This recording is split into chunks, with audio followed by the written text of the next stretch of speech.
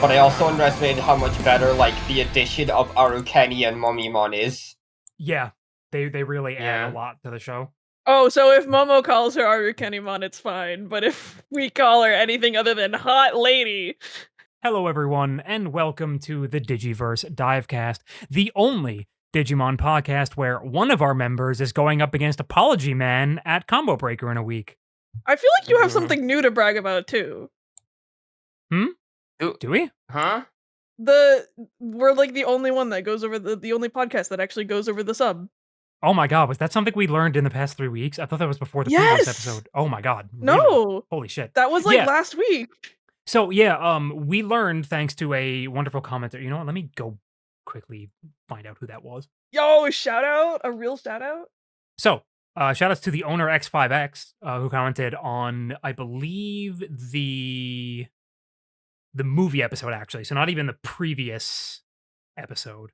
So on the movie episode, they mentioned that we actually do have a definitive claim to fame in that this is apparently the only, like, proper Digimon show podcast that's covering the sub. Every other show apparently covers the dub exclusively, which I was really surprised about, but in retrospect kind of makes sense, because I imagine most people who are going to bother making a podcast about this fucking show. It's like a very nostalgia-centric, like, thing to do. Yeah, they're a bunch of boomers. That's why they gave up. Which, like, you know, I'm aware that we're probably going to have plenty to criticize about when we get to it, but I'm going to assume it makes getting through like cross wars a lot more difficult. Yeah, so thank you for that wonderful commenter who pointed that out. Hey, so I've realized we should probably be introducing ourselves every episode, because if someone starts watching at a random point, you're not going to know who the hell any of us are. So we're going to start doing that, I think. We're recording this at the end of the session. I'm moving it to the front. That's why this intro was so awkward and cut in. Don't worry about it. Anyway, but yeah, I'm Lotte. I'm incredibly validated by a comment that was left on the last episode saying that Arukenimon was in fact hot. My name's Momo. I enjoy those funny little critters. And they do their little dance. Play the little music. I'm Fish. I'm a wheel. I'm Bridget. Ew, ew, ew. Fuck. Ew, ew, ew. Fuck off. Ew, ew, ew. Ew, ew, ew. Now we actually... This is also the only podcast where Momo returns. That's true. Yes, you were not here last time because so I had to have a tooth removed, and basically there was a complication, so I had to go to the hospital for it, and I could barely move my jaw for like 3 days. Jesus Christ. Yeah. But you're all good now, and that's what matters. I'm back to tell you how much I like this show. Also, probably one of the only podcasts with a fourth wheel. I mean, yeah. You mentioned that one before. Yeah, I think, like, and I'm sure, whatever. The only podcast where that repeats itself. Dagyaakeru. I don't think we've made that joke before, though. I don't know. We had an entire discussion. One of the episodes is named after the fact. Yeah, but did we make that exact joke? Probably You're falling not. into that pit. You're falling into the pit. Start the fucking actual podcast, please. So, funny enough, we had to delay the episode by a week. However, the second Liberator chapter was also delayed by a week. So, funny enough, we are still recording the same week that the Liberator chapter came out. Go figure. So, man plans, heaven ordains. So, we're just like, some people did complain about the fact that so much of the previous podcast has been talking about Liberator, which I get, but there was a lot of information to cover. Unfortunately, there's probably still going to be a lot of information to cover this week as well, because they released like lore articles about Liberator as a game within the universe, and they're really cool, and I want to talk about them. I thought we were going to split up the comic and podcast talk. That depends on how long this conversation goes. Fair enough. Are you able to add like chapters to at least like the YouTube version? Oh yeah, no, I always add chapters. Okay. Yes, people can just skip it if they don't care about the webcomic. Yeah, if you don't care about webcomic discussion, just look in the description and there will be something to skip straight to the actual episode. We just cut monotone, just add in monotone lot voice going like Skip 30. 22. What? Anyway, so they released 2 articles called the Digimon Liberator column tips. So there are 2 of those. They released Twitter articles, which I didn't know were a thing, but apparently are a thing. So the first one was about Lacuna, and I believe the second one is also about, or no, the second one's about NPCs. But so Lacuna is like the world that the game of Liberator takes place in. So that's a bunch of information about the world itself. They have a map of like the entire world. They have a map of the initial city, which I'm not going to put on screen because just go look it up.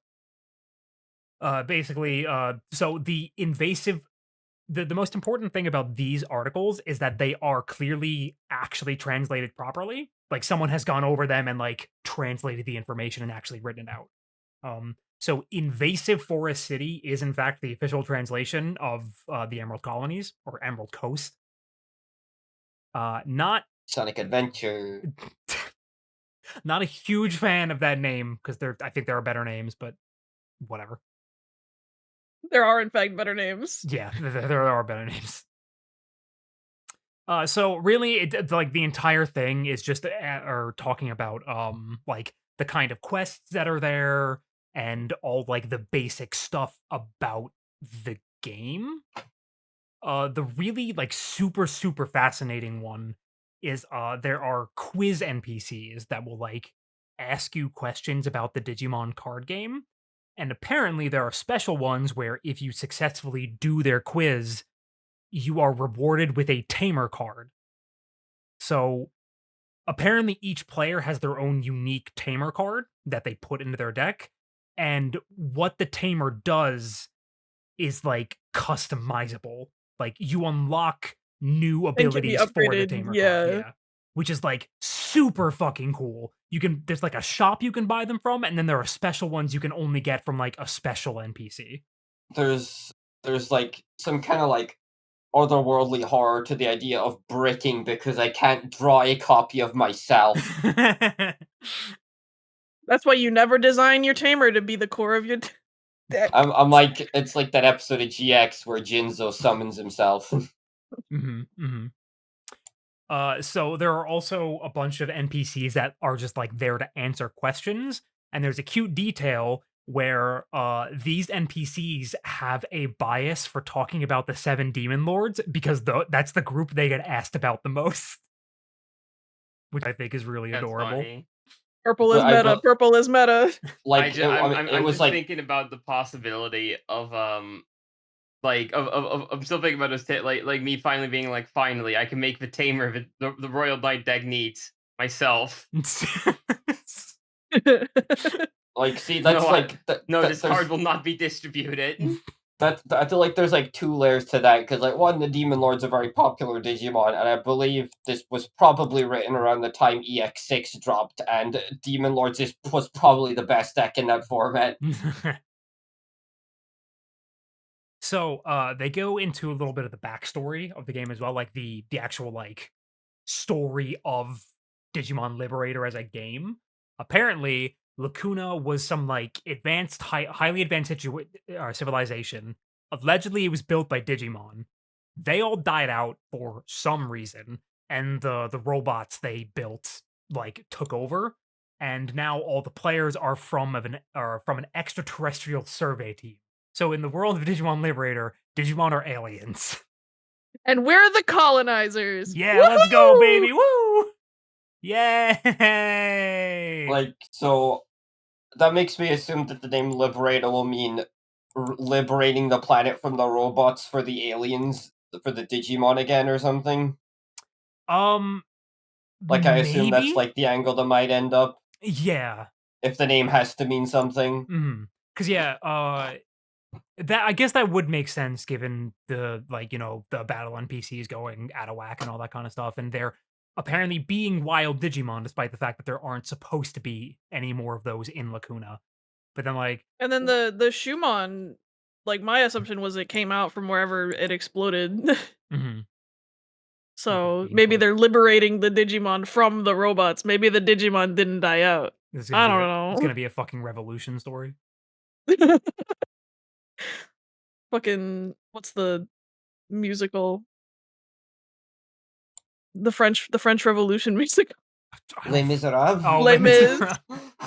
We get Fuck. fucking Digimon Les Mis. Yeah, sure. We see Agumon singing One Day More. My name more. I'll shut up. I'm making myself laugh too much. Okay. Is that Sorry, can I just one real cut in? Yeah.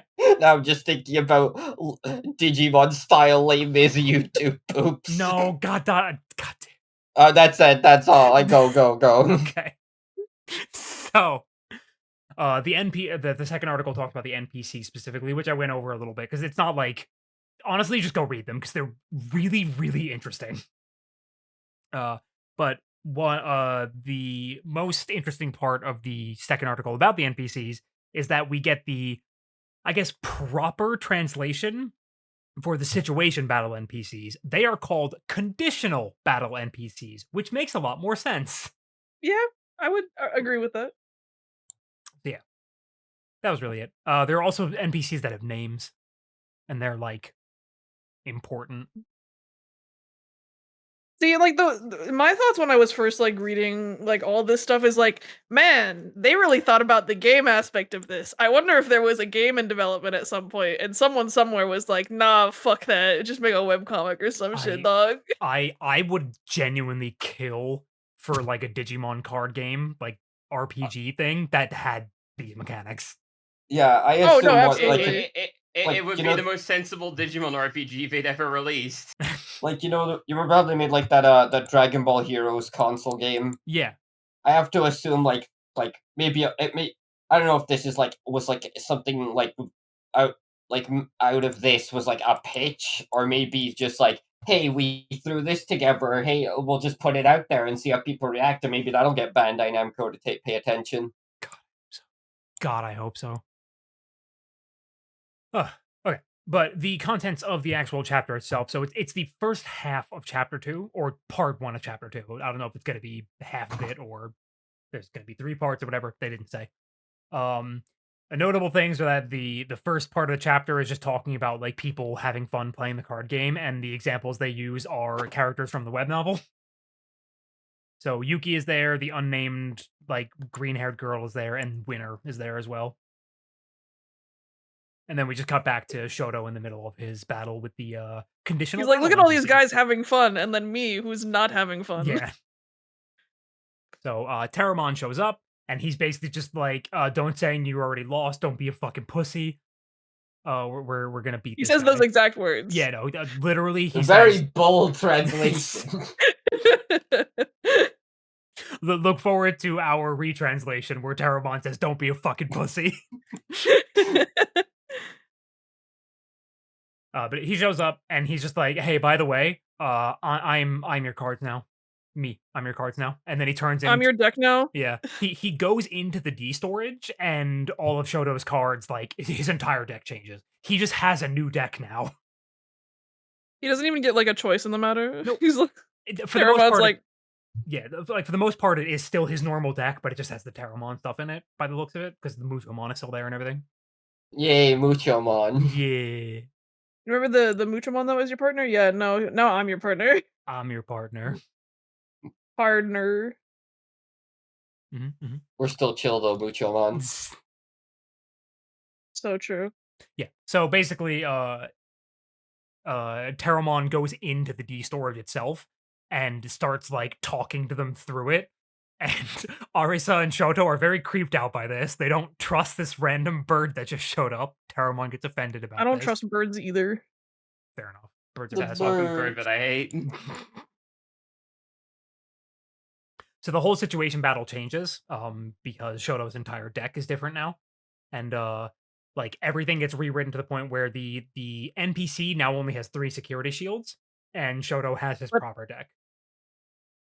But I think like a bunch of like Digimon get added. It's like, fuck you, you changed your deck. Mhm. Now your opponent gets 2 Digimon. Yeah, your opponent had like they're shields get reduced, but also in addition to the level 4 they have on field, they get a free level 3 in racing. Just for nothing. I wish that happened to me in games that like locals. These genuinely seem like a really cool, like, little mechanic. Yeah, so, Terramon forcibly plays himself to, like, get Shoto's turn started, and he's just like, "No, don't worry about it. Evolve me into that one." So he evolves him into Galemon, and he's like, now that overcost me, he's like, "Don't worry, dude. Check it out. It's got an ability." And they introduce Vortex. Does he say dude? No. I'm going to be paraphrasing. Terramon sounds like a Digimon that would say like lad. By the way, real quick, Yeah. because I'm kind of going through this chapter right now because I hadn't read it yet.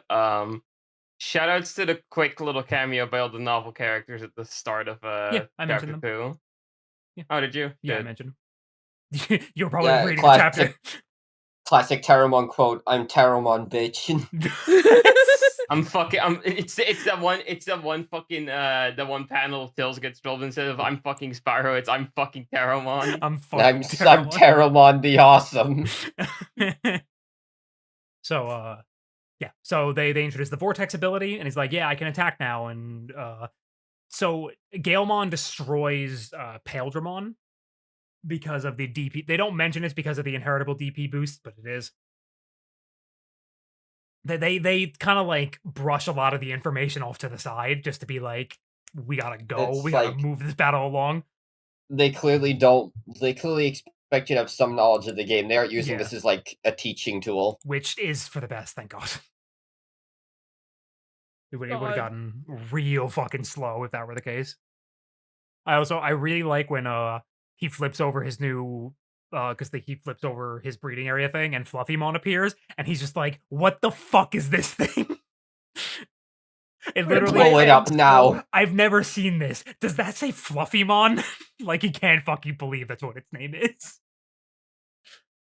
It reminds me of the one audio. Fluffymon of all names. It's like it's probably from like one of the Sonic fandubs or like the real time fandubs where it's like, I can't feel my legs, Hatsune Miku.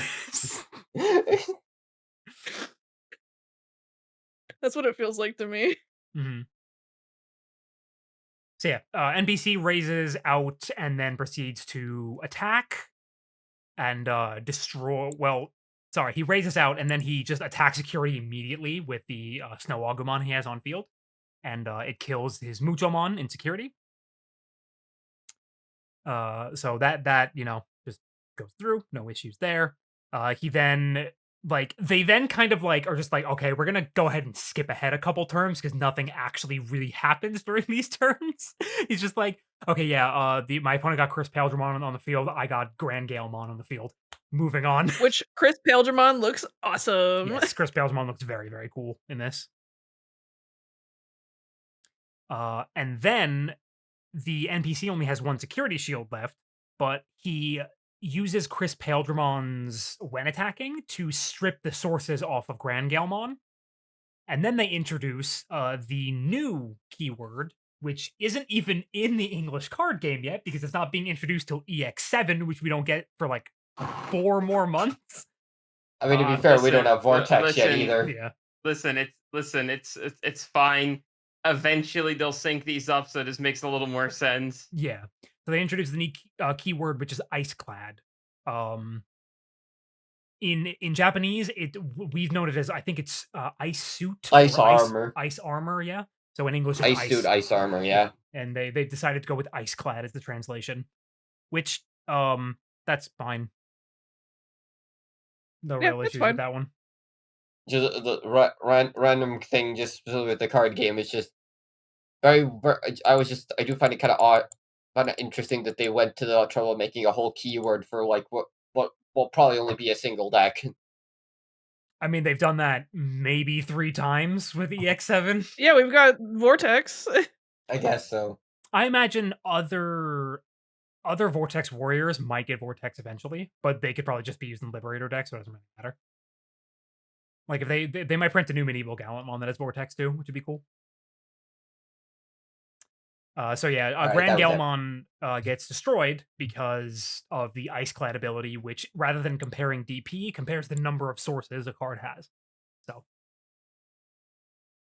and that's actually well, no. Then he fucking goes into Hexaploumon. So Battle NPC has a fucking Hexaploumon on field right now, and Shoto has, I think, Galemon, and that's it. And then Yeah. the part one has ended. So that's it. Nothing too crazy happens this chapter or this part of the chapter. It's mostly just like, all right, Hexaglomon also Look- looks very cool. How could you There- say that Terramon showed there- up? There's a very suspiciously detailed shot of Grand Gilmon when he gets like hit with Ice Clad here. Oh, is Like there? the muscles are very defined here. I'm just Oh yeah. like, Yeah. you know, he's a little bound up. The fucking muscle, the pose he's in, Jesus. Let me. You know what? I'm actually gonna put that on screen because I think people should probably see what we're talking about here. Oh Jesus. my god. And Babbity bada bing. babby babu. Look at this. holy shit! Yeah, this is a Like whew. he's bound up by the ice. There's like one piece of cloth that's hiding his cock in His there. fucking Like, loincloth, yeah. like my god, dude, my fucking god. I think we They- know who the artist likes. And by it, I mean my pennant. Penis. Just my penis. Yeah, they kind of they got someone who appreciates Digimon to do the art for this. I think. Yeah. We're gonna like find the original artist someday, and like they're gonna have like a full like portfolio of just like furry porn. No, I don't think it'll be someday. I'm pretty sure the artist is just known, isn't it? Oh, never mind. Yeah, this isn't fucking Yu-Gi-Oh. They credit their artists. I feel like most Digimon artists are like I feel like it's almost like a prerequisite. Like if you can draw Digimon well, like especially the more animal ones, there's probably a reason for that. Like you learned that for like a reason. Are you trying to tell me that Koki might be a furry? I don't know. I looked at his Twitter and didn't see anything suspicious on there at all. I think you're delusional. I think you need new glasses. I think both, maybe. Maybe both. Yeah. Just to explain the bit for people who don't know, Koki's one of the most prolific artists in the I was about to Digimon s- card game right now, Yeah. and is a huge fucking furry. Oh my god. Massive respect to them, though. No, yeah, they are very open about it. They're also like the best artist the game has. So Yeah, like I'm just like, objectively. yeah, sure, you fucking do what you want. Listen, Fucking- I will never hate on a furry artist unless they're like actively doing like really weird art. So, moving into episode 27, The Invincible Fusion, Pyeldramon, or Let's Pyeldramon, depending. We're gonna talk about that. Turning my I feel swag on. I feel like that like this is a really good set of episodes to have with this like chapter of the webcomic. No, yeah, Because- Paledramon and Paledramon and Paledramon. Oh yeah, well, yeah. Well, when I get to this the is dub why I zone, prefer calling it Pyeldramon now. I feel Yeah. like that distinguishes the two of them a little better. I mean, it was always pronounced that way. It's when we get to the dub zone, we'll talk about Pyeldраmon's name and the weirdness. Also, since we probably already saw that, that fucking evolution sequence is one of the coolest fucking things in this entire franchise. Oh my fucking god! Hell yeah, it is. God, the fucking The fucking like them like spiraling and then like it's just and then it's like Timed Pyeldramon to with the his music. back and then like it fucking all those cuts timed to the music and then at the end the like drums with his guns. It's the fucking coolest shit ever. I don't think it hits as much with the other one just because they don't have a machine gun, but they also don't have the CG. They do try to still time it, but I think for both of them, they just kind of spin around a little bit. Yeah, they do. For it's like it's cuts, but like Yeah. again, it's not that you don't have a machine gun to time it to. yeah, for the bop bop they time like cuts to show off parts of the Digimon, but then during like the rapid fire drum hits, it's just them spinning in a circle. I think for like both, yeah, I'm pretty sure that's the case for both Sylphimon and Mhm. Shakomon. Yep. So yeah, the episode starts off with the evolution sequence again because of course it does. Rad as fuck. Tailmon says, "If only I could evolve to perfect," and it's just like, yeah, man, if only. We'll get to it. We'll get to it. Not yet. Not yet. Not yet. Not yet. Pyodron performs a flash step. Literally teleports behind Okuamon. And then like everyone's so mesmerized by Pyodramon and how cool he is in fighting Okuamon. They're just like, wow. oh my god. And then They kind of forgot that the yeah. Kaiser ship was blowing up. Like the ship continues exploding, and they're all just like, "Oh fuck! Oh shit! Right." Oh right. Go, right, go, right, go. We were doing something. On their I feel way, like that's the most accurate portrayal of a kid this series has had thus far. on their way into the ship, they're playing this like weird jazz track. It's like it's a really odd choice for a backing track. At some point, Miyako has begun shipping Daisuke Ken. Like, Haven't oh, we yeah, all? it's like, oh, these two are such a perfect pair. Haven't we all begun shipping them? Let's be real. Not as kids. Never mind. Cut that one out. Okay, yeah, sure, no, yeah, you got it. This bit nosedived. You, Leon. I meant well by it, but the way that the words came out, it just didn't You work. killed this bit so fucking effectively. I'm like almost impressed, really. Like, Listen. I did not think that, don't worry. no one thought that. Yeah. You didn't need to clarify. Fair enough. Sorry. Anyway, they managed to like successfully shut down the reactor. They just put the crest in it. It's over. The reactor stops exploding. We're all good.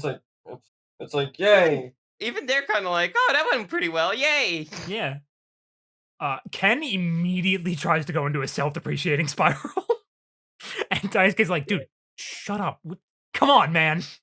Ken needs like real actual help that's not from a 12-year-old. Yeah, I know. His parents really need to, like, I mean, like, I was about to say his parents need to go take him to a therapist. I think that entire fucking family needs counseling, but, you know, that's... They really, really do. Yeah, while they're all, like, just kinda chatting about how easy this was, Koshiro notices that, like, the anomaly is returning, and then the ship continues exploding, because the dark power has grown to such an extent that the Crest of Kindness can no longer properly contain it. So the whole ship is gonna fucking blow up anyway, and they're all gonna die. Ken goes, no, my Crest of Kindness didn't work! And then the lady's like, it was on TV. It's like, ha! You thought that worked? You're just a useless pawn. Mm-hmm. Yeah, she begins immediately needling Ken in his insecurities because she's fucked up and evil. We cut back to the fight. That's the word I was trying to think of. Between Okuamon and Pyodramon skewers Okuamon in the face. And then uses Desperado Blaster so hard everything but his head explodes. Yeah, he literally like blows Okuamon to shreds. There's just nothing left. It's like the arm that was gripping him. I think this is later in the episode, but it keeps coming back to the fight, so we can just talk about it now.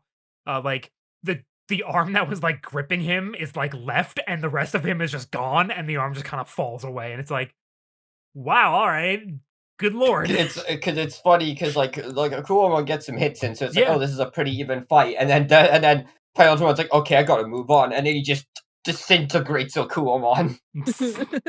As they're approaching like the actual reactor, like the reactor proper, something they make a really interesting visual choice that I think is like just genuinely really, really cool. As they get closer and closer, all of the color becomes more and more like grayscale. Like everything starts getting more and more washed out as they approach where the reactor is melting down. And that's because Did Yeah. they reveal immediately why that is? Yeah, pretty much immediately they reveal that the reactor is actually connected to the Dark Ocean. Like the power of darkness. Mm-hmm. Or like, Like, because they're like, Pretty much, yeah. because I think it's Takaru immediately. Oh, it's like I've felt this before. It's like in the whirlpool when the Kaiser found the power of Devimon. Mm-hmm. I thought it was Patamon and Tailmon that like were like Someone immediately did like it. yeah. Someone did it. Mm-hmm. I doubt it was. Takaru comments on it anyway. Yeah. Oh yeah, for sure. Yeah, so the color is all drained out, and it's because of it being connected to the Dark Ocean, which, as we saw previously, has that same kind of washed out color palette. Pyodramon shows up because everyone's like freaking out because the meltdown Yeah, is they're like, basically oh, we're inevitable. done for. We can't stop it. And then Pyodramon flies in the room and it's like, bam, bam, bam, bam, bam, just blows up the Leave reactor this with to bullets. me. And it's like, oh, that stopped it. Well then. Oh, neat. I don't know why shooting the reactor that was in the middle of melting down stops it from exploding, but hey, we Our take these friendship victories. bullets. So they're all back out, like they all leave the ship, obviously. And as they're all out there, fucking Chicomon and Leafmon start bounding up because they've reverted all the way back to their in-training ones. Oh yeah, they're so fucking cute in this episode. I love them so much. Oh yeah, and They start, Daisuke. like, I like the Getting bit where happy Daisuke's and like. rubbing against each other. I also really like the bit where Daisuke's like, wait, who are you? Yeah. Because he's never seen Chikomon before. It's Chicomon. Chicomon, yay. I forget if this is the episode, this episode of the previous episode, but I have it in screenshots. I love this bit where they're like running around and then like like an explosion happens in their way, gets blocked, and then Armani just like, leave it to me. Yeah. Like digs through it. It's really good. No, he like bowls through it, like Oh, he that's rolls right. up. He does the fucking bowling ball move. Daisuke says that him and Ken are partners. Yeah, man. Yeah, some people might call it that. Heterosexual life partners, right, Ken? Yeah. Yeah. Domestic partnership. Not married for Ken, tax reasons. Also, when Daisuke says this, Ken immediately is like, I'm not comfortable with that right now. Bye. I just got over some really, really traumatic experiences. Daisuke, I'm not like the relationship's too much for me right now. Daisuke, you're coming off like really strong right now. It's like we've only just really spoken for about a couple days. Like, I don't know, man. I need some time to think. The phrasing always gets me. It's like I could feel his heartbeat. Yeah, oh my god. Jogress is an inherently homosexual experience, I think. It's only proven later on in the. Yeah. In this set of episodes, yeah. Holy shit. They go back and explain to Koshiro everything that was happening, and they're just like, oh man, it was crazy, Koshiro, they fused. Sorry, that's a different thing. They Jogressed. Right, because fusion is like Gattai is a different thing from Jogress. I also forget, like, because they're like, what is that Jogress? What does that mean? And he's like, I don't know, but I'll take a guess here. I Yeah. believe Jogress is a combination of joint and progress. It is a portmanteau of joint progress, apparently. And this happened before with Omegamon. Oh my god, yeah. But, like, not really, but sort of. It's And the still thing is, different. They say that it's different in this episode, but like some of the cards released in recent sets just sort of totally retcon this entirely. That's just gameplay thing. Yeah, that's just game a gameplay mechanics. thing. Like, it's always like Omegamon is always like not been considered a Jogress, just a fusion. Yes. Yes, It's no. in this is like jumping way ahead, but in the fucking like Crossword Hunters, like the big episode where all the protagonists return, like both Omegamon and Imperial Dramon like fused together. And then that's a Tentomon Digimon fusion. And then literally Tentomon shows up going, no, it's different. You see, there's Gattai and that's Jogress. Like, functionally, they're the same thing, but they're not the same thing. Yes. But they're not the same thing for some reason. It would have been so fucking easy to retcon Omnimon into being a Jogress, and they just decide, nah, it's different though. I Well- think we're better for it, but it's funny. Yeah, because we got another fusion later. Sasanomon is also considered a fusion, not a Jogress. God. God. It's so stupid. It's literally the same thing. You fuse together. What's the whatever? Look. You look at Omegamon and you tell me he's all about joint progress. Listen, Yeah. Yeah. Bridget, think about it this Mhm. way. All right, Mm-hmm. in Dragon Ball, Potara fusions are Fuck different off! from. They also introduced both of those at the same time. Like, what's the fucking point?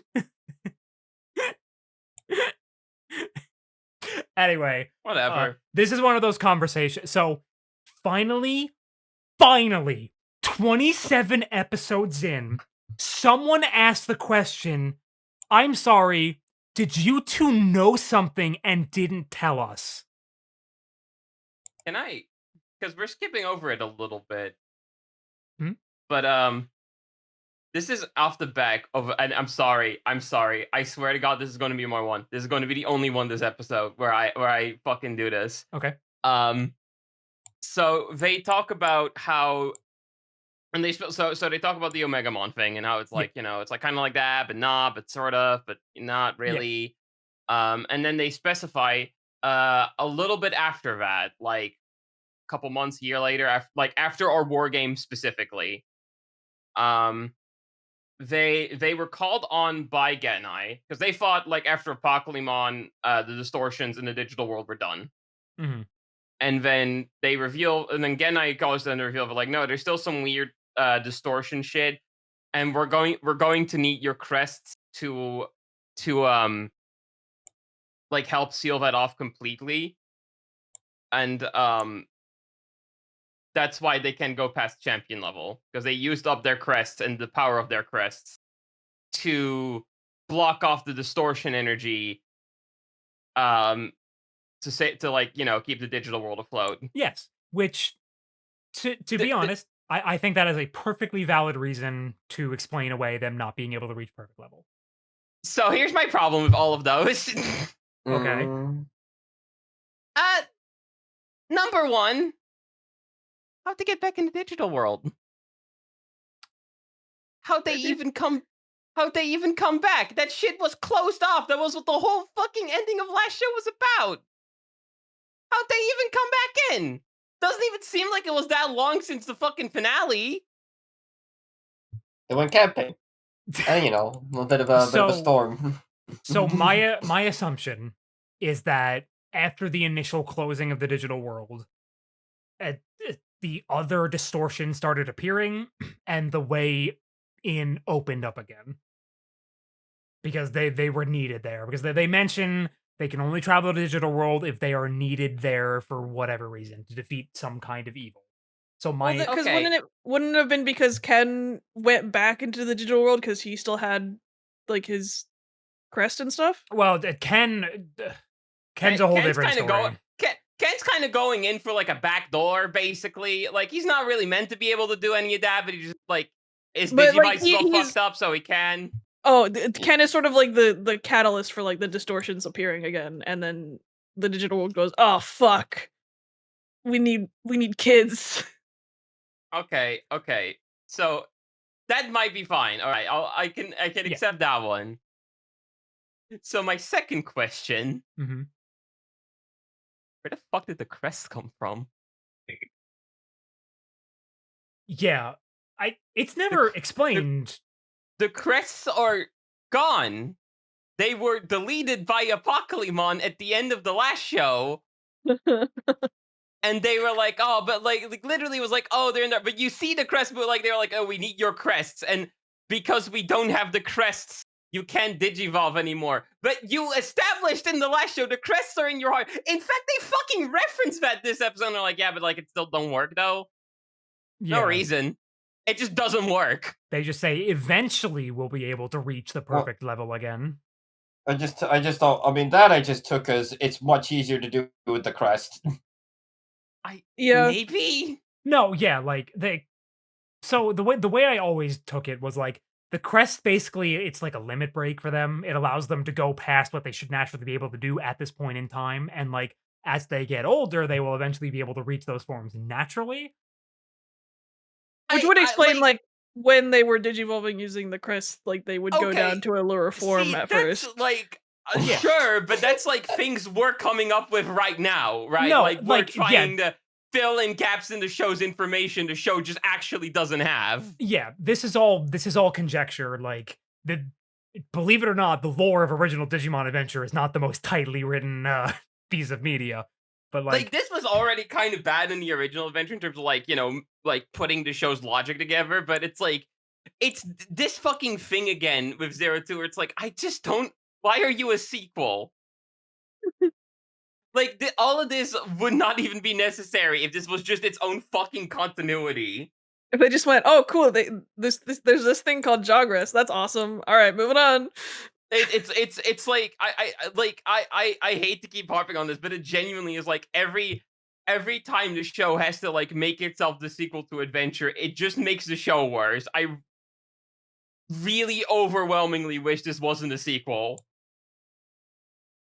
no, That's all I have to say. That's my one. That's my one rant. That's my one rant. I really didn't have anything else this back. That was my one. No, I mean, I mostly I'm good agree now. with you.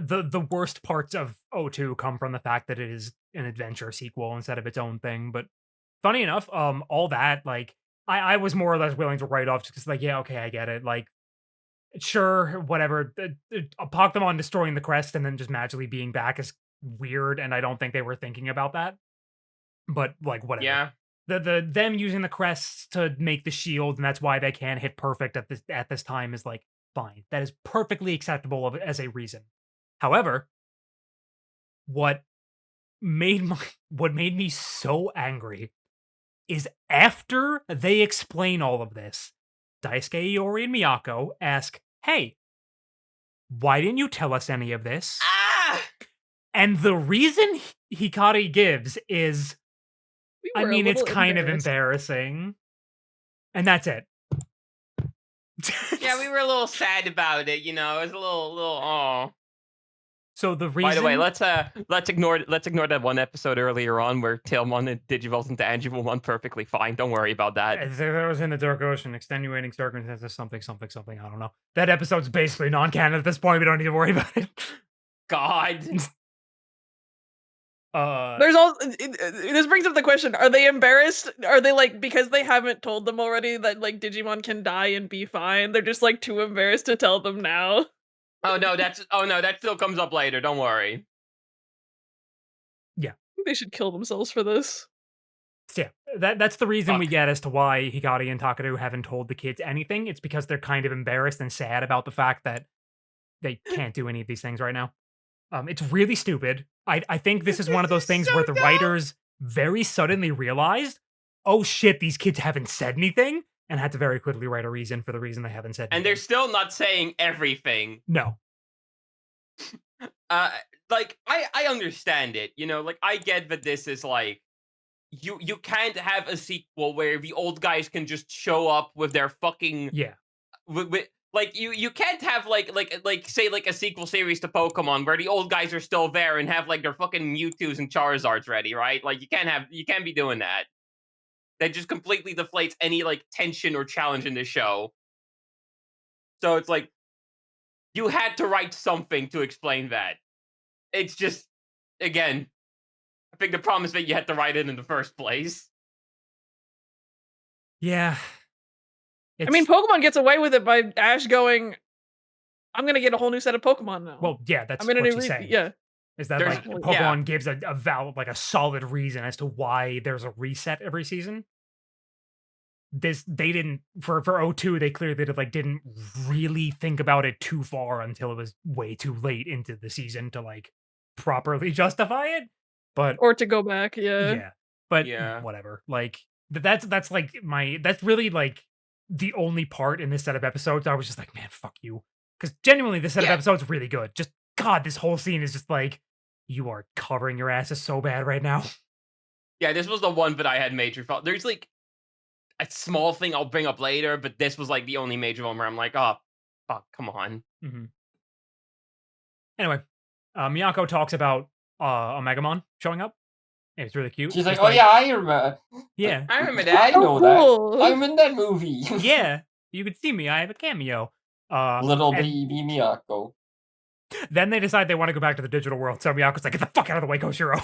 like, And he's like, no, my mom's here. And then his mom comes in and goes, "Where's Tento-san?" yeah, And everyone's like, Tento-san? Tento-san.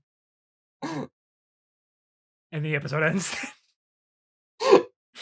I'll be fair to them all. I was also very amused by Tento-san. Tento-san was very funny. Moving into Shin Dub Zone episode 27, Fusion Confusion. Oh god, we still have these. Yep. Of course we do. Okay. I like to forget So, about the Digimon dub. name changes. Desperado Blaster kept the same. Eskrima, which is when he does the little pile bunker that shoots out, was changed to Sting Strike. Also, when he shoots his fingers out to wrap around stuff, in the dub he calls that cable catcher. Doesn't have a name in the sub.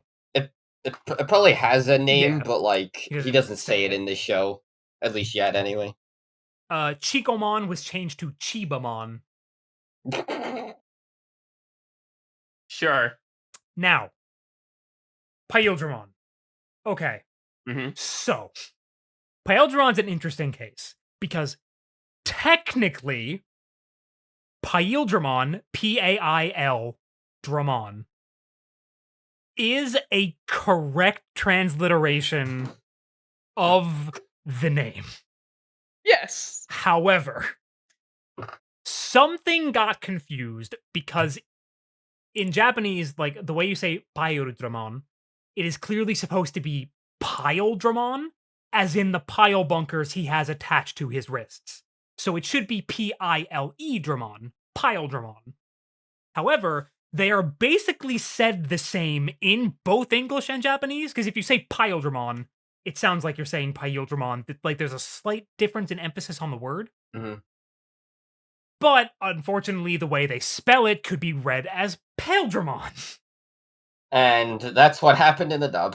Yes. And unfortunate, but whatever, doesn't matter. Until they introduced a Digimon called Paildramon, which led them to having to change the way everything was. Its name is so fucking weird because technically it's a correct version of the name, but they got it wrong at first, and the spelling is misleading. It's super fucking weird. Really weird situation on this one. Funny enough, there's another Digimon from this season that does the same thing. Yeah, I believe I meant Lydramon. No, Arachnamon. Or Archnamon, I guess would be how you technically pronounce it. Oh, I thought you meant like introducing a Digimon that has the same transliterated name. No, I just meant like them fully Romanizing, but that's wrong. It's really strange the way Arukenimon shakes out. But we'll get to that when she's actually like properly introduced in like 29, I think. Anyway, so God. At some point, Cody says, I don't understand why he had to merge with Ken's Digimon. Fucking Cody homophobic moments.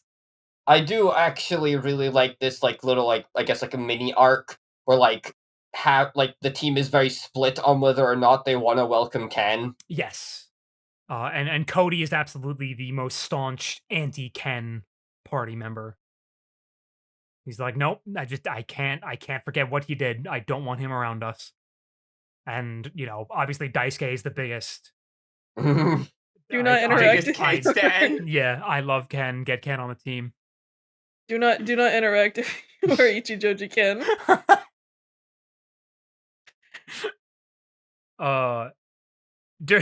During the fight between Paildramon and Okuamon,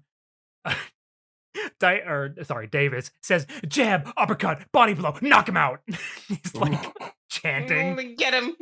Get him! Get him! It's oh yeah, so in Japanese, cable catcher is called wire punch. Okay. There you also, go. and if you're curious, esgrima is Spanish for fencing. Oh, that's cute. Neat. That's neat. When they are all like going into the ship and there's all the rubber blocking their way, TK says, "Oh, we're never gonna be able to make it past this rubble." And then Davis and Ken just fucking sprint into the ship. And Miyako just goes, "I suppose Ken and Davis just didn't hear you, TK." I said we can't do it. As they just fucking bolt in, completely ignoring the rough terrain. At some point, I forget who it is. One of the characters goes, "Yeah!" And it just kind of like trails off.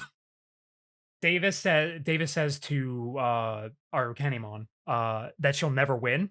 And she goes, "Oh, that's exactly what I'll do. And you'll blow up." And then she laughs dramatically. First, they'll go to your face, my face, and then you'll blow up. My main goal is to blow up. Blow up. And then act like I don't know nobody.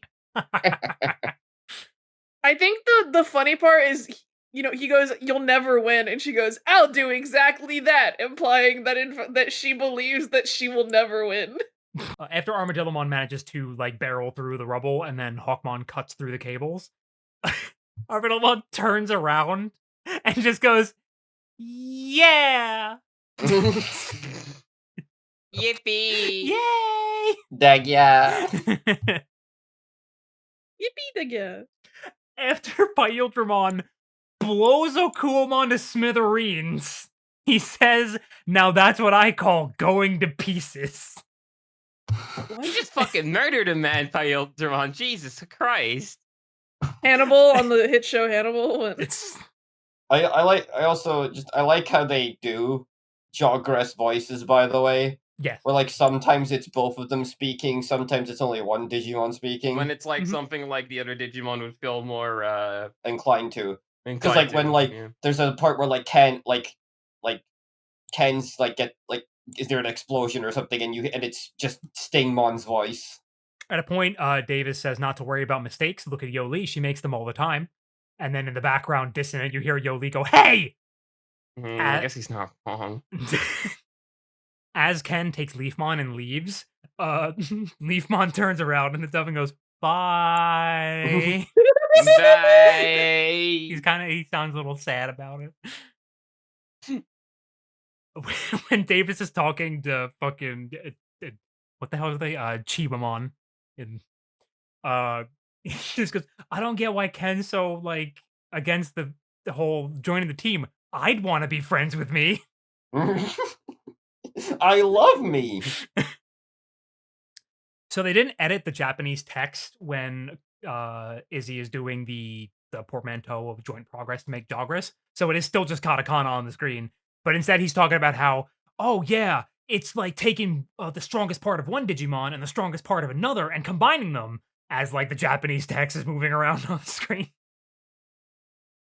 They really didn't give a fuck about like properly localizing this. They probably just thought they could pass off any Japanese they couldn't be bothered to remove as digicode. Mm-hmm. And then when they're talking about the whole DNA digivolution, Izzy says, "Yeah, this has happened once before. Omnimon is a DNA digivolution." And it's just like, Izzy, no, he's not. You don't understand. This is probably where like so much confusion is because the dub claims he is. Yes, God. It's so, oh God, so stupid. Yeah, that was the last like major dub change. And oh my God, we've been going for over an hour. We gotta get moving. Moving straight into episode 28. Please. The Insect Charmer's Trap. Episode starts off, kids just going around destroying towers, because, it's what they'd be doing. A random TV out in the middle of the desert just starts recording them for seemingly no reason. This is Gattai. Yeah.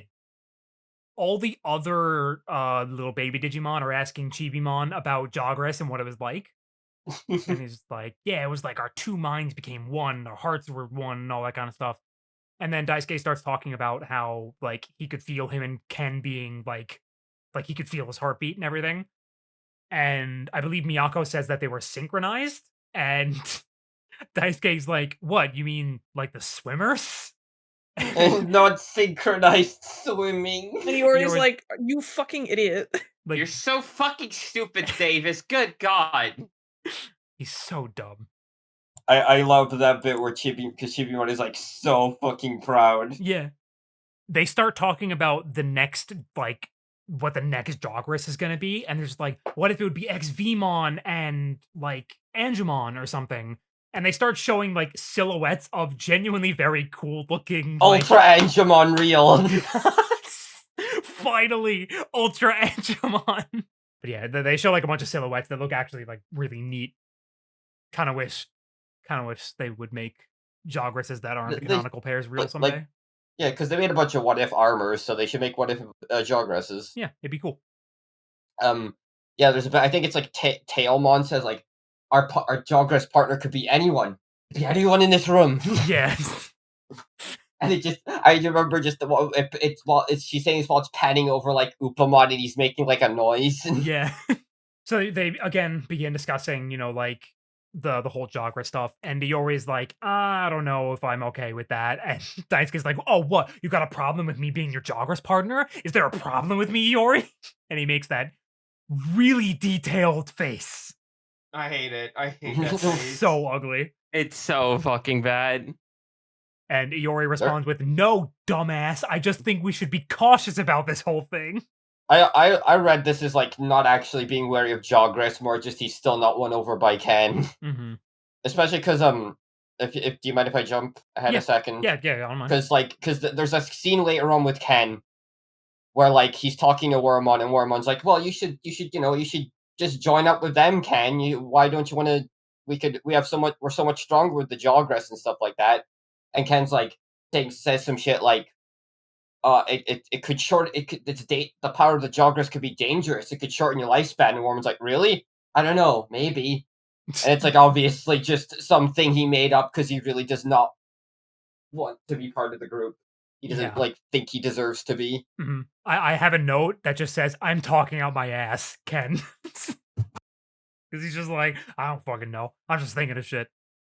That's actually just like after they discuss, like they get into a little argument about it, it cuts to Chibimon and he's sitting there going, Desperado Blasta, and like mimicking the moves forward. It's really, really cute. Yeah. And he's like got his hands to his hip. Yeah, it's adorable.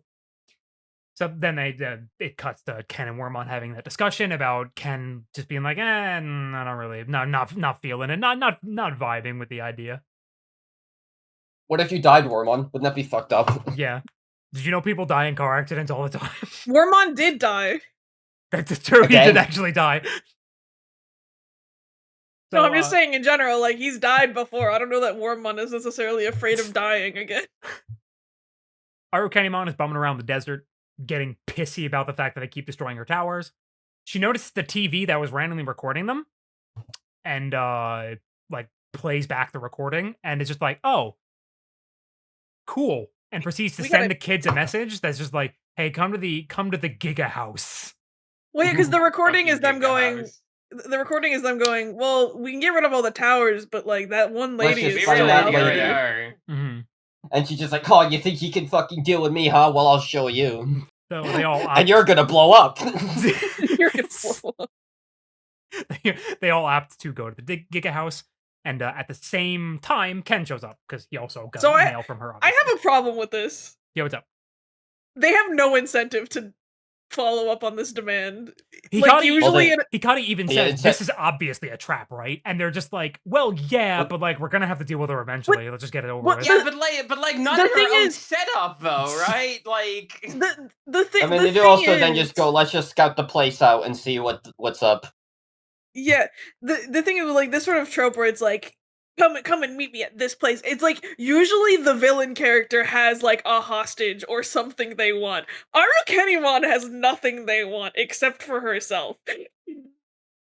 Just leave her hanging. It's literally like, come and get me on my own turf under my own conditions, and they're like, well, there's no downside to like not doing it. Is my thing, and they still do it anyways.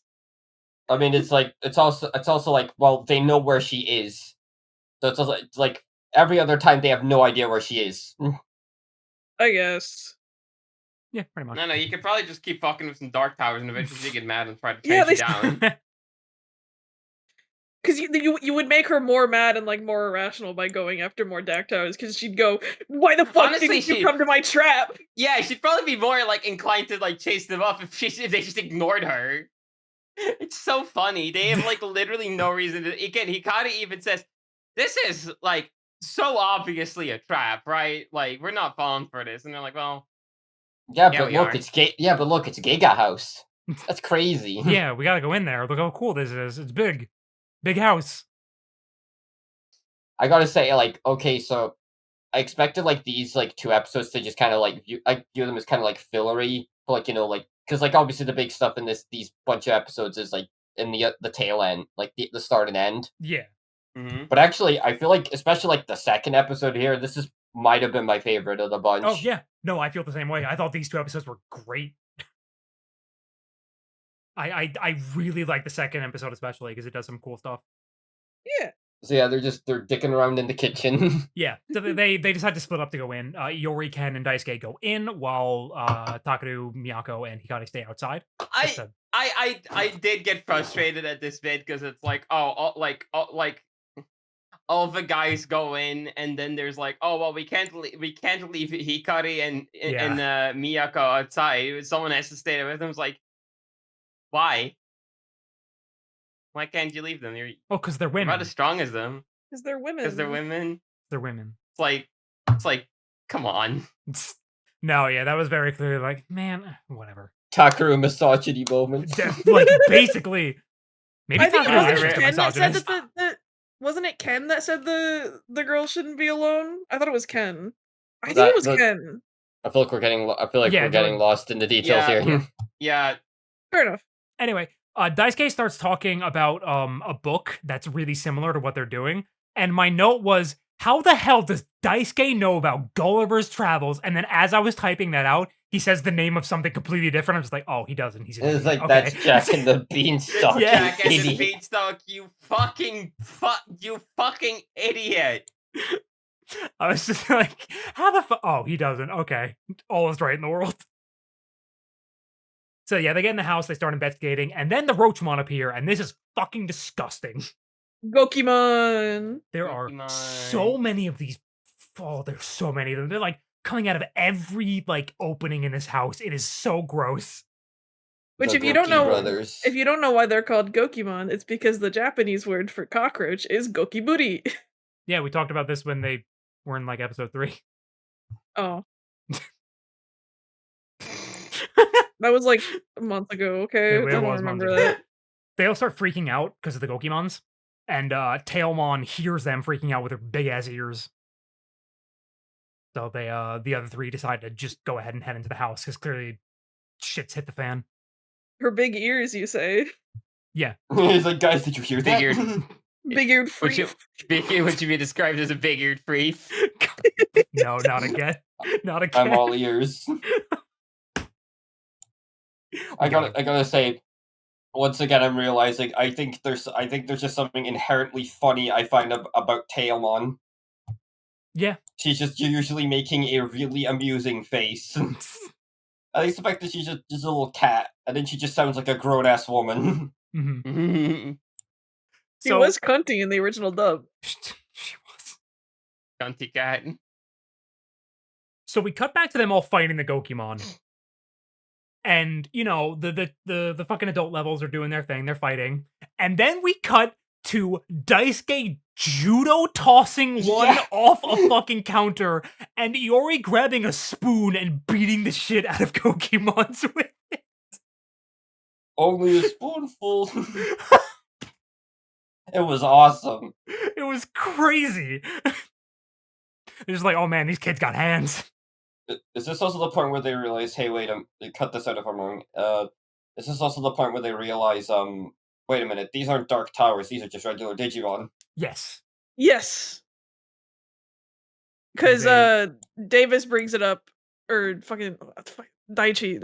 What the name? Daichi. Daisuke. Who the fuck is Daichi? That's the hypothetical fusion. That's the joint progress. The Jogress. is like, all right, let's just kill him. And Ichijoji Ken goes, "Are you sure that they're like Dark Tower Digimon? Where's your proof?" And Daisuke's like, "Oh shit." Damn, you right. I'm trying to think. I'm trying to like. I'm trying to like. I'm trying to come up with a title that's like, who the fuck is Dagyaakeru or something. It's not really coming together quite yet, but Let it cook a little longer. We'll get there. yeah. There's also a shot of XVmon using a shower head to blast a bunch of the roaches, and Yeah. it's really funny. Like again, they are like on top of like just other cool reasons for these episodes. Like they do actually have a fair bit of like they do make use of, oh, we're in a big house for this episode. Yeah, really cool set piece. Ken and Stingmon get flushed down the toilet, and then holy shit, Submarimon is back. Submarimon! Submarimon spotted, everyone.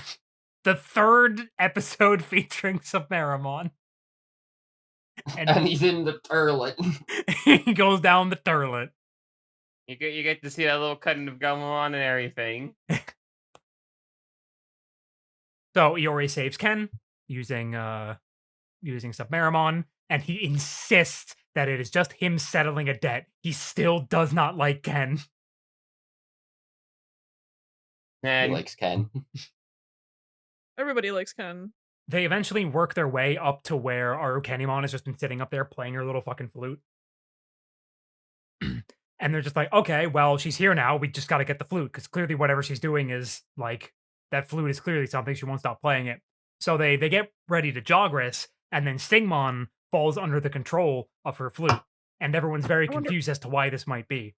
So Iori is like, oh no, Digimon, or Armadimon, you gotta digivolve into Digimon specifically. The big crack. Instead of, like Ankylamon. Ankylamon, who is stronger, but whatever. So he digivolves into Digimon, who also falls under the control, because Digimon is an insect. Oh yeah, quick, during that big fight with the Gokimon, there's a really funny bit where Ankylamon just slaps one of them and you just, Dagya! Yeah. Dagya. And even Arukenimon is like, it's nice that you digivolved, but you digivolved into the wrong fucking Digimon. And then finally they realize, oh, she's controlling insect types. Got it. Well, fuck. Well, we're fucked. Also, what fucked up biology is going on here for an armadillo to turn into a bug?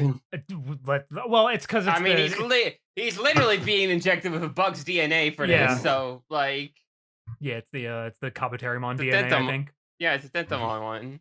I know. Still fucked up. Just like don't think about it.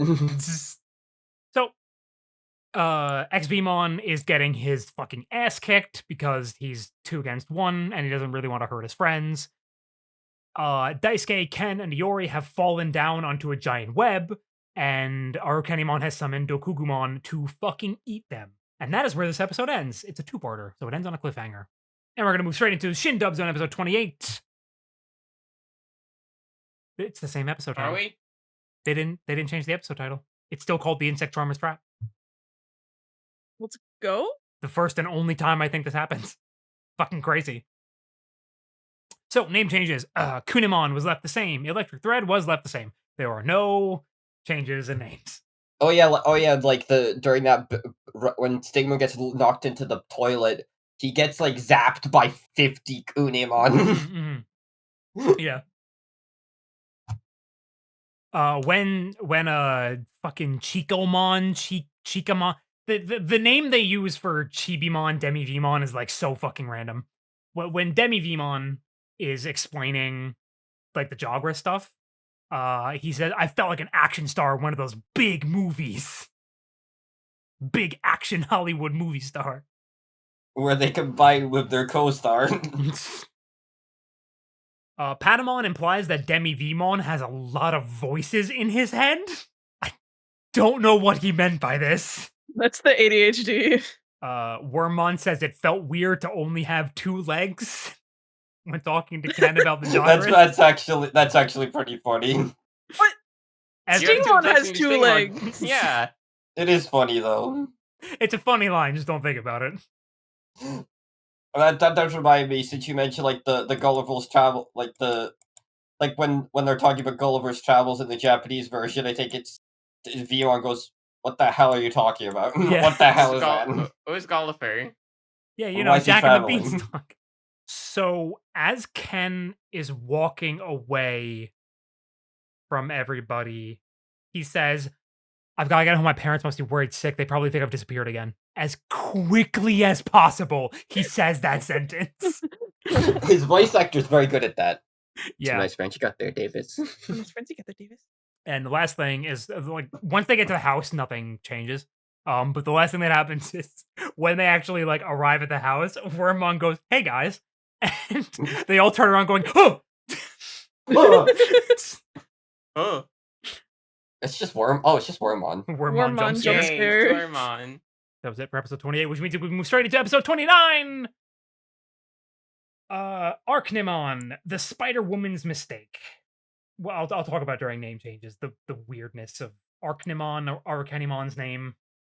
I believe like because she's here say it. It's still I think it's still just pronounced Arukenimon regardless of the spelling. Yeah. It's because it's like Arachnimon. I assume it's supposed to be like Arachnimon. Yeah. And you'd say that in Japanese, it'd be like Arakuni or something. Yeah. Which is probably how they got Arukeni. It's literally, they just romanized the Arukeni, which is why they use that as the English term, despite the fact that it was supposed to be an English word. It's very weird. Another really weird name. Anyway, Xvmon is holding them back. He's holding Stingmon and Digimon back. He's like been holding his own the whole time. It's actually like weirdly well animated of him just like jabbing and like dodging, like boxing with them. It's pretty cool. Honestly, a lot of these these are probably some of the better looking episodes in the show. Like there's like especially the next one looks really nice. Anyway, these kids are about to die. So they're on the web being approached by the giant man-eating spider. And like Iori's basically just sitting there being a doomer, and eventually Ken and Daisuke are like, Iori, could you fucking do something? Your hands are free. Message Miyako and the others, see who can come help us. So the funniest part about this part of the episode is they're sitting on this web waiting to be eaten for maybe 3 minutes. The entire time, it keeps cutting to Dokugumon approaching them from the same spot on the web every single time. And it just reminded me of that fucking Monty Python bit. From fucking the Holy Grail, where like the two guards are like watching the dude run across like at the drawbridge, and they're just like, "What? You see that guy? What is that?" And it keeps cutting back, and is like the same distance away every time, and they're just like, "Is that a guy?" And then all of a sudden it cuts to it, and he's just there, and he kills them. I was just thinking, chosen one. I'm coming. Either that or, dude, you gotta get over here and check out these burgers. Oh my god, you gotta see these burgers, dude. Oh, the ingredients on these burgers, mate, it's insane. But yeah, no, because we didn't mention it, but like throughout the previous episodes, while they're showing like what Miyako and Takeru and Hikari were up to. Yeah, they're just Miyako's just been chased around the entire house by fucking Waspmon or Flymon, sorry. Mm-hmm. And Hikari and Takeru are trapped behind like a bookshelf by a bunch of Sneemon. Yeah. I know it's Sneemon, don't worry. No, it's funnier. Sneemon's funnier. Sneemon. So like they message Miyako and she's just like, no, I can't, sorry. I'm a little preoccupied right now. Will you come back later? And then Akulamon does like a cool jump, and they all fly and crash into each other. Mm-hmm. So Iori devises a plan. Is like, if we turn on the air conditioner, it should blow apart the web and we'll be okay. So I think it's like Ken like juggles a rock with his foot and then like passes it to Daisuke, who does like a fucking bicycle kick and sends the rock flying into the on button on the AC. And Pele. Yeah. causes the whole web to fall apart. Ken grabs Iori because he almost died by falling. I just like the cut of Iori. Yeah! Ah! I did it! Oh no! Oh no. So they decide that their best course of action is to hide. So they try to they open up a drawer, or they see an open drawer on like one of the dressers, and they like get a big flip flop to This get is up there. shown in a weird amount of detail. Yeah. They Like really them needed to fill that time. slowly pulling it open, getting the sole of the shoe, It's then climbing out inside the drawer. and then when they get inside, they're like, "How do we close it?" Actually, and then Digimon rams into the drawer and closes it. Yeah, I think Stingmon crashes into the drawer, And I was like, "Well, that solves that then." and And then they suddenly hear drilling. Yeah. So Ken and Iori begin strategizing, like how to get out of this mess, and they just intentionally leave Daisuke out of it entirely because he's too stupid to help them. And the whole time he's like, "What, guys? Come on, I can help, guys. Guys. Please." I don't know coding and stuff. So they devise a plan to essentially, the plan boils down to they're going to get a sample of the song that Arukemon is playing on her flute, and then Distort it. well, not Yeah. not distort it. They're Cancel it. Yeah. Oh God, what the fuck is the proper term for this? Basically, they're going to reverse the wavelength and play it back, so the two songs cancel each other out, and that'll prevent the bugs from being controlled anymore.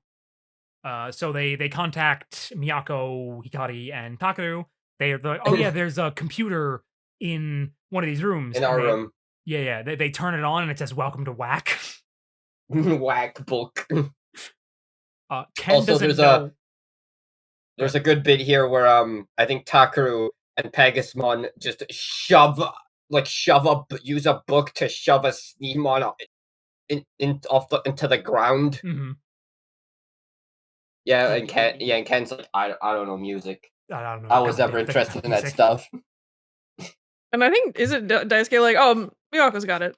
Yeah. Yeah, no He's like, worry. "Oh, yeah, Miyako Miyako's got got it." this. And as it turns out, Miyako is very well versed in sound software. She actually did the synth stuff for Yamato's For band. Yamato's band. Yeah. Takeru's like, Takeru's "What?" like, man, it was weird. I always wondered where those saxophones came from. Which I think might be a joke at the music they play over the fucking bad scenes. The whole sequence of Miyako and Hikari working together to work the like giant computer in order to Mouse, get yeah. it's really cool. Like I genuinely think this sequence is very, very cool. It's like, okay, Yeah. so you're gonna want to move here, like we gotta move the mouse over here, and then we have to start recording, and now we're gonna stop it, and now I'm gonna We like trim this audio, reverse it, then we loop Then it, loop and it. then we got that. And then we export it into an audio file, and Hikari's just like, I didn't get any of that. She goes bleh. I just have a note here that just says "Don't tell him, Daisuke," and I don't know what that was about. Oh yeah, no. So they get the frequency going, they play the sound, and everyone's broken free. And like, because Stingmon and Digimon don't remember what Right. happened after they got brainwashed, and so Daisuke was about to say, "Oh, you tried to kill us," and And Dimon's like, like, do not tell Stingmon he almost killed her Ken. "We don't need that right now." And they never tell him that ever. No, They- which, you know what? Good. Don't tell him that. Last thing he needs. So, at this point, we finally get the grand reveal. As it turns out, oh no, the evil lady was actually a gross spider. So Yeah, she's Arukenimon. she's Arukenimon. Don't want to fuck her a lot. No. I mentioned before, I don't like this form of her. I don't think this is attractive. It's only the human form. So she gets her ass beat. Yeah, she's like like she's like beating everyone around because like, oh, guess what? I'm a perfect. And then Ken, and then they're like, okay, no, it's time to fucking Jogress. Let's go. yeah. And they all just gang up on her. So they start home aloning her, where they Yeah. lead her around a corner, they throw salt in her face, they spray her with like Raid. And then they electrocute her. It's really fucking funny. does They bring up get- the question: they're gonna heat up the door handle and just gonna grab it. are bug Digimon weak to bug spray? Probably. Apparently, I she seems guess to really so. hate it. I mean, it's also it's also giant bug spray, so that's like a large amount of poison right It's in your probably face. at that size. It's probably just like fully liquid pepper spray being sprayed on you like a fucking water park. So they knock her into a trash can, and then she gets out and starts fighting Pyldramon properly, and Pyldramon fucking knocks her into the air and then slam dunks her into the ground. Like, just fucking working her. I'm actually got very fond of our Kennymon's design, especially because of like her face. She has some really good expressions. Oh yeah. Yeah, they home alone her and then proceed to hit her point blank with a Desperado blaster, and she's not doing too hot at this point. So they start questioning her like, "Why are you doing this? What is the purpose of it?" And she basically just says like, "I was born to destroy." That's where this start and ends. That's it. That is my purpose, and that's what I'm gonna do.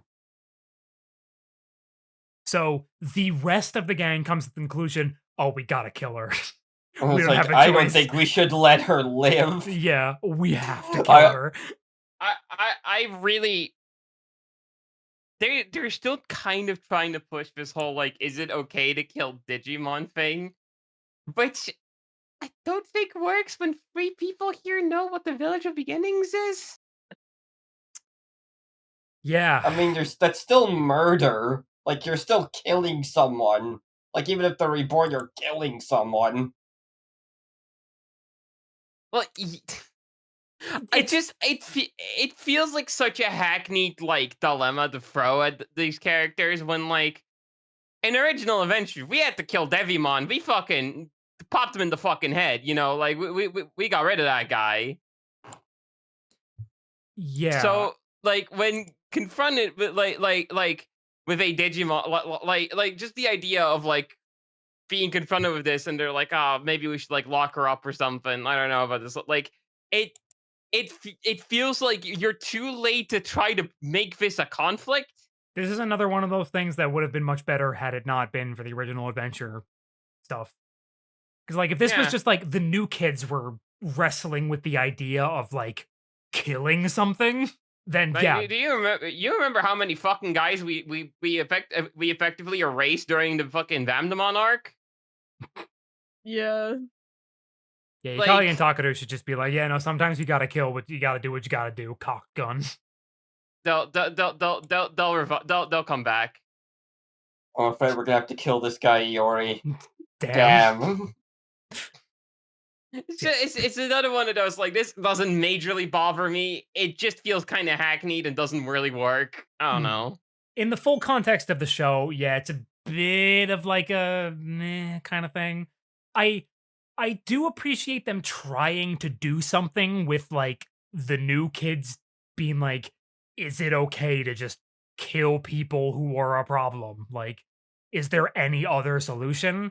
It's just unfortunate that all the context from the previous show and like the world in general kind of makes this a bit of a moot point, but you know, it is how it This is. would also like maybe maybe I'd be at least a little more convinced of this if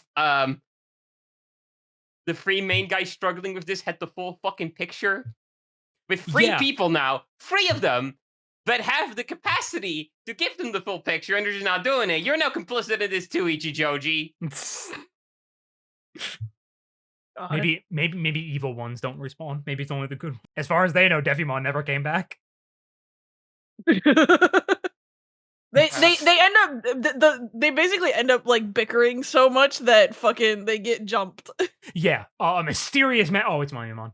It's like it's like blue guy. He's got like fucking candy canes on his fucking on Yeah. his fucking neck or something. So Mummymon shows up and he's got a big fucking gun. And then he started blasting. Yeah. And it's like oh, here's another perfect. It's like, okay, now we might have a problem. hmm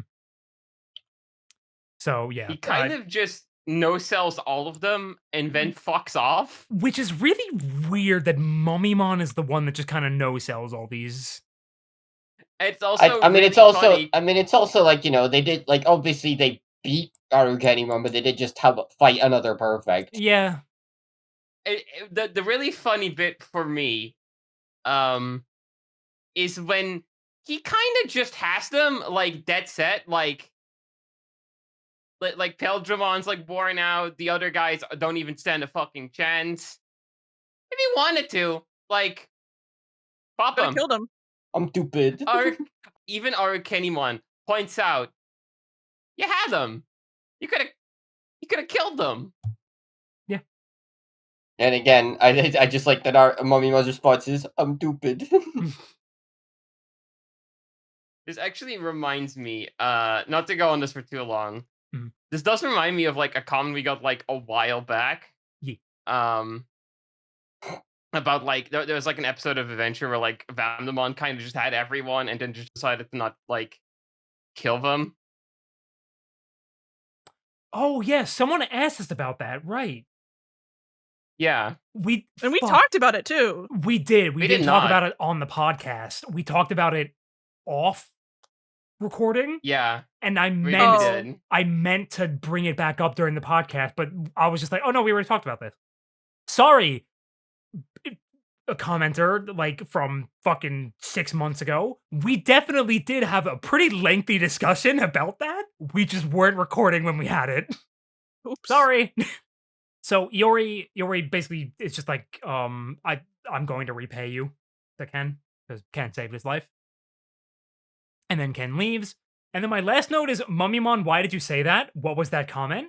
And I don't remember what that's about. I don't either.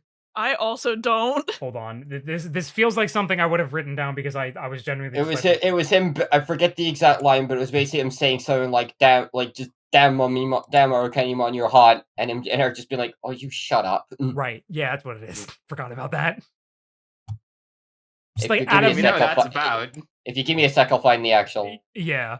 line. I remember him just like randomly saying something like that, and I was like, "What? Huh? Where the fuck did that come from, bro?" Who the fuck started to come? that Mummymon, apparently. that clip is evergreen. Yeah, it really. Oh yeah, is. well, the line is, "Well, when we get to our hideout, I'll take really good care of your body." That's what it was. Man. and and then she's just like, I don't even think she's like creeped out by it or anything. This is just banter for these two. Yeah.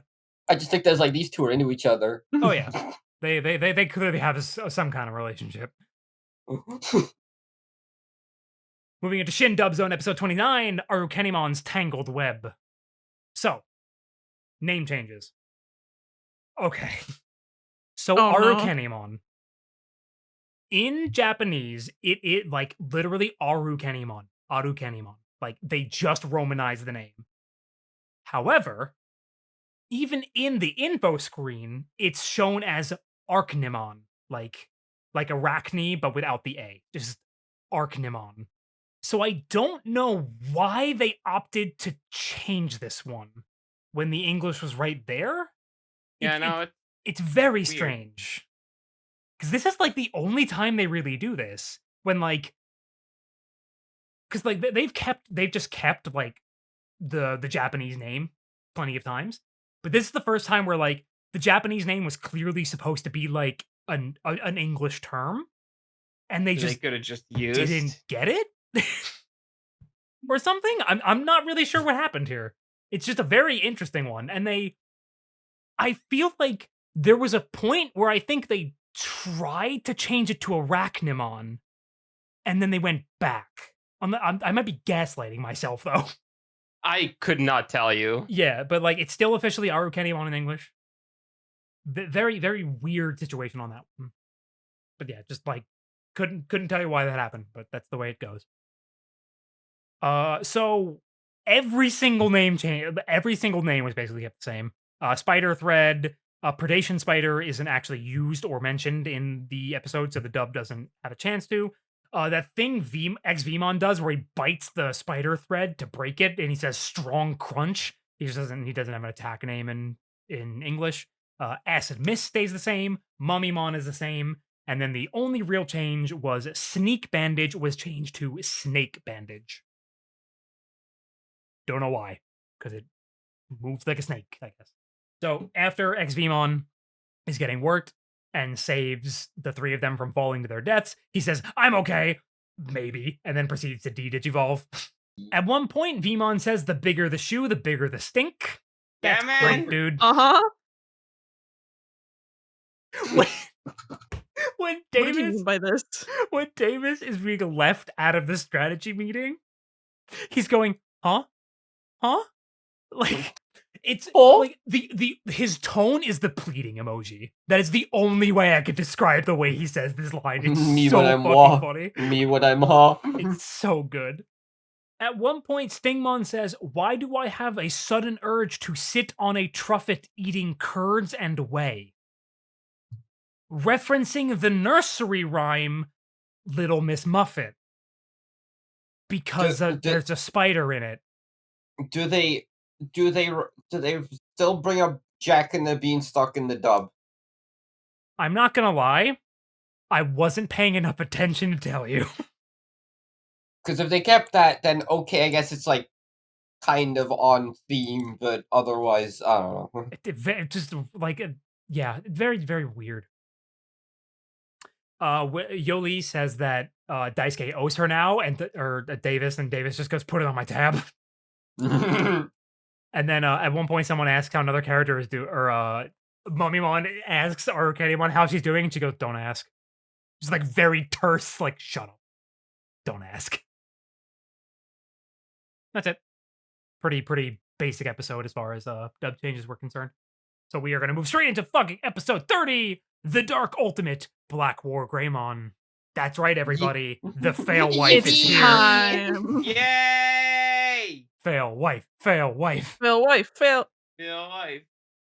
This episode opens up on I was very fully clothed in a for this bath. one in a bathtub on the edge of a cliff. Fully clothed, baby. Just chilling. I don't know. I like that part of her character where it's like she's very clearly not like we know that she's not a human anymore, and so now we see all like the idiosyncrasies of like she fundamentally does not understand how to be a human. I bet someone on this anime staff was like, okay, and she's naked in the bath. No, we're not drawing her naked. Shut up. She's not sexy. Oh my god.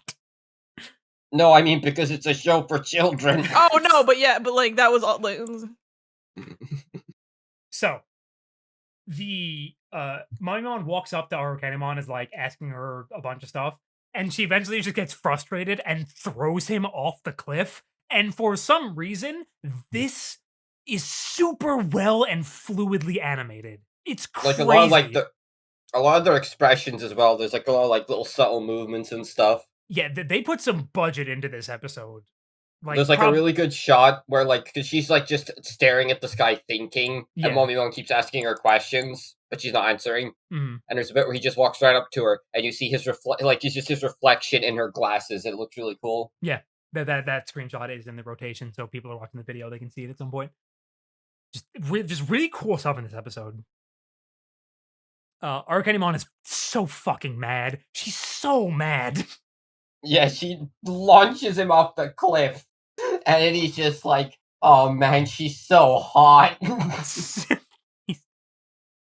Mummymon is so funny. He's like, "I think I'm falling." He literally says, "I think I'm falling in love with her." So we cut to the kids taking down a bunch of the dark spires. No, before that, she's like, I've got a plan. Mummymon, get the car. Yeah. Coming. Yeah, the kids are taking down a bunch of dark towers, and it's very funny because they're pretending the armor forms are still relevant by showing them taking out towers. Hikari and Takeru go off to just do something. And Daisuke's really sad about the fact that they just leave without him and just kind of like is moping along. And he comes upon Miyako, who's like, "Hey, we should probably do something about those two." And then it cuts to this really neat shot. It's like a wide shot of Ken and Iori, who are both like not doing anything, but they are sitting as far away from each other as they reasonably can. just like this weird fucking awkward distance between them. It's really nice. Daisuke hatches a plan to make them get along by being like, "Oh hey, Flamedramon couldn't take out that tower by himself." To which Vimon is like, "What the fuck? Yes, I could." And Daisuke's like, "Shut up! Shut up! Shut up!" It's like, Shut up, Vimon. could you two like work together to take out the tower? That'd be swell. God, I would appreciate that so much, you two. And then they do that, and Iori and Ken are both just like, they clearly Never could've- make us do that again. Yeah, like they clearly, Flamedramon clearly could have taken out that tower. I don't know why you made us do that. Meanwhile, our Armadimon and Wormmon are like, "Yay, best friends forever." Iori and Ken are clearly just like not having any of it. They just refuse to get along with each other. These kids just do not mesh at all. They are just like categorically opposed to each other. In fact, Daisuke's little plan basically backfires, and they're like actually just kind of mad now. They're like, well, Iori's like, Daisuke, everyone could have done that, no problem. Stop making us waste our energy. Mhm. But Wormmon and Armadimon are having fun. Yeah. We got to Arcanimon getting a massage. Just like Cool. kind of thinking about what to do. I think Mummymon was very much enjoying giving her that massage. Oh my god, yeah. Oh, he is very open about how much he is like madly in love with Arcanimon. It's very funny. So he's a simp? Oh yeah. Oh yeah. Yeah, I like definitionally so. I don't know if this was recording when I said this, but I genuinely like, obviously Ken, like the show kind of just goes to another level, and Ken's like a proper part of the Yeah. stops being Kaiser. But like, I genuinely forgot just how much more enjoyable the show gets when like these two are around as well. They've got a like, because our Kenimon on her own, like, that's, you know, fine enough, decent villain, but with she's got Mummymon to play off of, she's really good. Yeah. Very Team Rocket energy. Yeah, I was gonna 'Cause, say like- they literally become Team Rocket basically. Because obviously, obviously, she becomes a little goofier when he's around, but like she's clearly the much more serious one of the two. Like, Mhm. most of the goofy shit is Mummymon. Like once Mummymon shows up, it feels like her like when she's getting angry, she has like much more exaggerated outbursts. Because like before, like she was clearly getting frustrated, but they were still trying to sell this like very Cold. threatening and like Right. mystique kind of thing. They make each Mhm. other worse. Yeah. Yeah, quite literally. They would find each other in any universe. They're Oh, I the hate toxic the version of Team Rocket. They really are. Oh, I hate the Daisuke face that's on screen right now. Keep it off. So good. Mummymon starts Yeah, she's- worrying about the fact that she's going to go bald. Yeah, because she's like, well, 1 Dark Tower wasn't enough. 10 Dark Towers wasn't enough. 100. Maybe 100 will do it. Mummymon, I think Mummymon actually says something about her going bald, and then Arcanimon throws him off the cliff again. He doesn't say, yeah, he's like, it's like, oh, the thought of you losing 100 hairs, and she's like, shut up. You know, Tosses him off humans the cliff. shed more than 100 hairs each day anyway, so that really doesn't even make an impact. Mhm. Do we? Oh yeah. Yeah? Okay. So this is Thought that also was when it's interesting. revealed that that Mummymon is like way into the idea of Arcanimon beating the shit out of him. Oh yeah, oh yeah, no, this is the part where she's like, Mummymon, get the car, no, you hear the car revving up, and like, Mhm. Mummymon, we're going. And he's like, "Oh man, I love it when she beats my ass." Oh, I'm I- starting to think the writers are like projecting here a little bit. Arcanimon prepares a lot of towers, like 100 specifically, but I don't think the actual number is ever like specified. But like, No, it is. oh, is it? Yeah. Oh, yeah. It's yeah. It's At the very specifically end of the 100. episode, I think. oh, okay. Daisuke, look out the towers. Oh no, They hit the Pentagon. Daisuke, wake up! Turn on the TV. Imagining Chibimon waking Daisuke up like, Daisuke, wake up! They hit the fucking Pentagon, Daisuke! Turn on the TV. It doesn't matter what channel, Daisuke. Skull Greymon hit the Pentagon. God damn it! Here's his attack, Ground Zero. It's so fucked up. Anyway, we come back to the group talking about it, and Daisuke's complaining, just like, man, those two are such a pain in the ass. They need to grow up. No, And and everyone almost spits on their drink. It's so funny. He literally says grow up, and they're all just like, bro, come on. You can't be saying that. So Arukenimon baits all of the kids into like following her so that she can take them to like where she's prepared this like massive collection of towers. And then she's just like, all right, kids, you better get your fucking stuff ready because here we go. And proceeds to use all of them. And almost immediately, like all the Digimon are just like, oh, this is bad. Oh, this is bad. And like there's the really cool thing of like all of, like the black mist beginning to like swirl together and form. And there's like a giant shadow of like the top half of War Greymon on top of where all the towers are located. And then I think it's like right is it's about it's and then like Hikari's like, oh god, everyone fucking run. And then yeah, he arrives, Black War Greymon. He proceeds to totally just fucking work the cast, like obviously, because you know he's a fucking ultimate level, so just completely mopping the floor with every single one of them. He no sells the Desperado Blaster, which is great. We love seeing a no sells to establish power levels. And then at some point he just like stops and starts like glowing.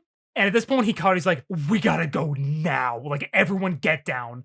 And then he just fucking explodes.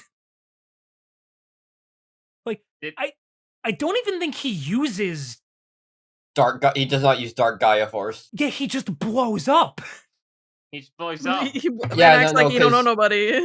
Yeah, no, yeah, no, you do not, because yeah, he uses Dark Gaia Force in the later episode. That was not Dark Gaia Force. Yeah.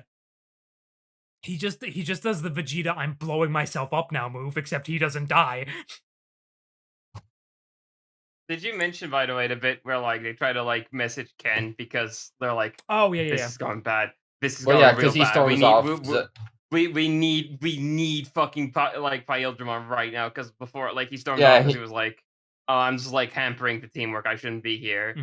And then like Miyako finds him and slaps him. He's still like, oh, I don't know if I like. It's just like, fucking go. We need you here. Fucking. It's like you I don't care about your powerful guy. Stop with them. Yeah, slaps is like, stop with this mopey shit. We need you right now. And that's like he comes back. He has a fucking punch like slap mark on his face. They do like the heroic fucking Paildramon Jogress, and then gets no cell immediately. Yeah, no, it's really like so when he's like charging up for the big explosion, like he like Pyldramon goes in, it's playing beat hit, and as he's charging up, oh yeah, it just cut it not even like cuts out, it distorts. It's really cool. This episode's super fucking cool. So yeah, they're all just on the ground. The kids got fucking destroyed here. And so Arakenimon's like, awesome, good job, my baby boy. Now kill them. And he's like, I don't take orders, and proceeds to just leave. And he's like, I'm not taking orders with someone like you. You're not strong enough. And then he looks back. What does he say? You're too weak. You're way too weak to be worth fighting. Yeah, literally just like, you're beneath me, and then leaves. Shin Dumb Zone episode 30, Ultimate Antihero. So, name changes. He's not even a anti-hero. He's the anti-form of a hero. Black War Greymon is obviously just Captain Black War Greymon, and so he doesn't use Dark Gaia Force, but they do name it during his info drop, and that was changed to Terra Destroyer instead of Dark Gaia Force, which legitimately I think is a better name. I like it being Terra Destroyer instead of Terra Force, and like rather than just being Gaia Force and Dark Gaia Force. Literally, I had no like notes for this episode. Like the dub was more or less just the same. At one point, I believe Pyldramon says, "I'm going to need an aspirin the size of a control spire." And then Steve Bloom jump scare because Black War Greymon is voiced by Steve Bloom. He's actually got like a fairly prolific VA in Japanese as well. It's what's his name? Nobuyuki Hiyama. Oh wow. It's Hiyama? Yeah, moment I heard him, the second I heard fuck? him, how did you not tell when you heard him scream? Because I watched the last 2 episodes at 2 times speed. Everyone kind of sounded the same at that point. Well, yeah. So among many things, he's often been used as the voice for Link in Legend of Zelda. Specifically, okay. like Ocarina of Time version Link is Hiyama. Interesting. Okay. Yeah, that was literally all my dub notes. Yeah. Yeah. All So- right. We're gonna move into Momo's Digimon of the Week. Bada bing. So What Yay, the it's- fuck is this? So we're doing like I was thinking about Pulsemon. Pulsemon's pretty cool. He's got all these evolutions, right? And so there's Yeah. like there's like this guy. He's a bike. Yeah. So yeah, his do you know what his name is? What? Pistmon. Pistmon. Pistmon. Anyway, apropos of nothing, I'll talk about the episodes I missed. Oh, you had nothing to say about Pistmon here? I do think this design is pretty cool though, because it's like it's like a weird plant thing, but the plant forms the shape of a bike. Because all Pulsemon's Yeah. evolutions are like sports themed. There's like a And he's one got that's little like a mushroom swimmer. shoulder pads. There's one that's like a swimmer. There's one that's like Yeah. a Because rock Pulsemon is all climber. about exercising and whatnot. But and very funny that you were because I believe like when I commented after I'd watched the episodes from last session, like I was like, because you apparently all had a miserable fucking time. Yeah, the last I mean, session one of was... the episodes we really liked, and the rest not so much. Yeah. Was it the Miyako one? No, There was the episode we really liked. That was the Ken one. it was the Ken one. You didn't like the I really like the Miyako one. I didn't think much of it, honestly. Damn. Which that just kind of felt like nothing. Anyway, you were saying someone? It was just like I don't know. It was just very funny because I was like, you were all just like, you all just seemed like you were going insane watching these. I was all right. Got some laughs out of it. I just like it was primarily just the stuff of Hikari and Takaru and some like compounding issues from this being a sequel that we kept talking about that like really started getting to me. I'm still like, God, fucking I at this point, like almost more so than like Hikari I have issues with, but I think Takaru is like actively taking like the least favorite character of this show for me. I was actually thinking about this earlier, and like because we'll actually get some of that in this next episode. I do like obviously the dark ocean shit is like a weight around Hikari's neck, but like sometimes like her strong point, like the shit like where she's very compassionate about Digimon and whatnot, like the stuff that makes her like was special about her in the original that manages to shine through, and like that makes her like really endearing. But like Takaru in this show, he's got the thing where he's kind of like the more mature, responsible one of the group. But like at this point, everyone kind of knows what they're doing, so he doesn't really have anything at this point. He had like a soft rivalry with Daisuke a little bit in like the first half, but the moment Ken gets introduced, that's thrown in the garbage. That just doesn't happen. That's just like not even a thing anymore, basically. So he's just kind of left with nothing, and then again, I think because of things like not talking about the fucking villager beginnings and stuff like that, and just generally withholding information for really stupid fucking reasons, his presence just makes the show worse to me. No, I agree. Oh, go ahead. Also, I wait. No, if you're gonna comment extra on that, you go ahead first. No, I was gonna say the at this point, honestly, I feel like the Dark Ocean shit is actually worse for Takaru than it is Hikari. Yes. Cause like the way he acts when the Dark Ocean shit comes up specifically is so Weird. Yeah. It's like I mean, well, I guess we're getting ahead of ourselves. Yeah. In this next episode, he's way less bad than he was in that other one. Yes. But it still very clearly makes him act a certain way, and it's just. Mhm. It's just kind of sad too because like I was like kind of surprised by how much I like I liked him when we went through adventure. I'm like, oh, he's actually kind of awesome as like a little guy, and I'm like, damn, you were kind of cooler when you were like 7 than you are now. Yeah, the bit where he beat the shit out of Kaiser, and then it's all been downhill from there. It's really like bro got nothing going on right now. I'm hopeful he'll at least get a bone thrown his way when we get to the Shakomon stuff, but outside of that, All right. In that case, we will go ahead and move into episode 31, Storm of Love, Sylphimon. also real quick, Yeah. I'm sorry, I did actually kind of laugh at the bit where Tortuon pissed. Because he just started laughing really loudly, and then he washed his hands. I just wish they didn't put like the entire episode's focus on him pissing. Like, I don't think that was necessary at all. God.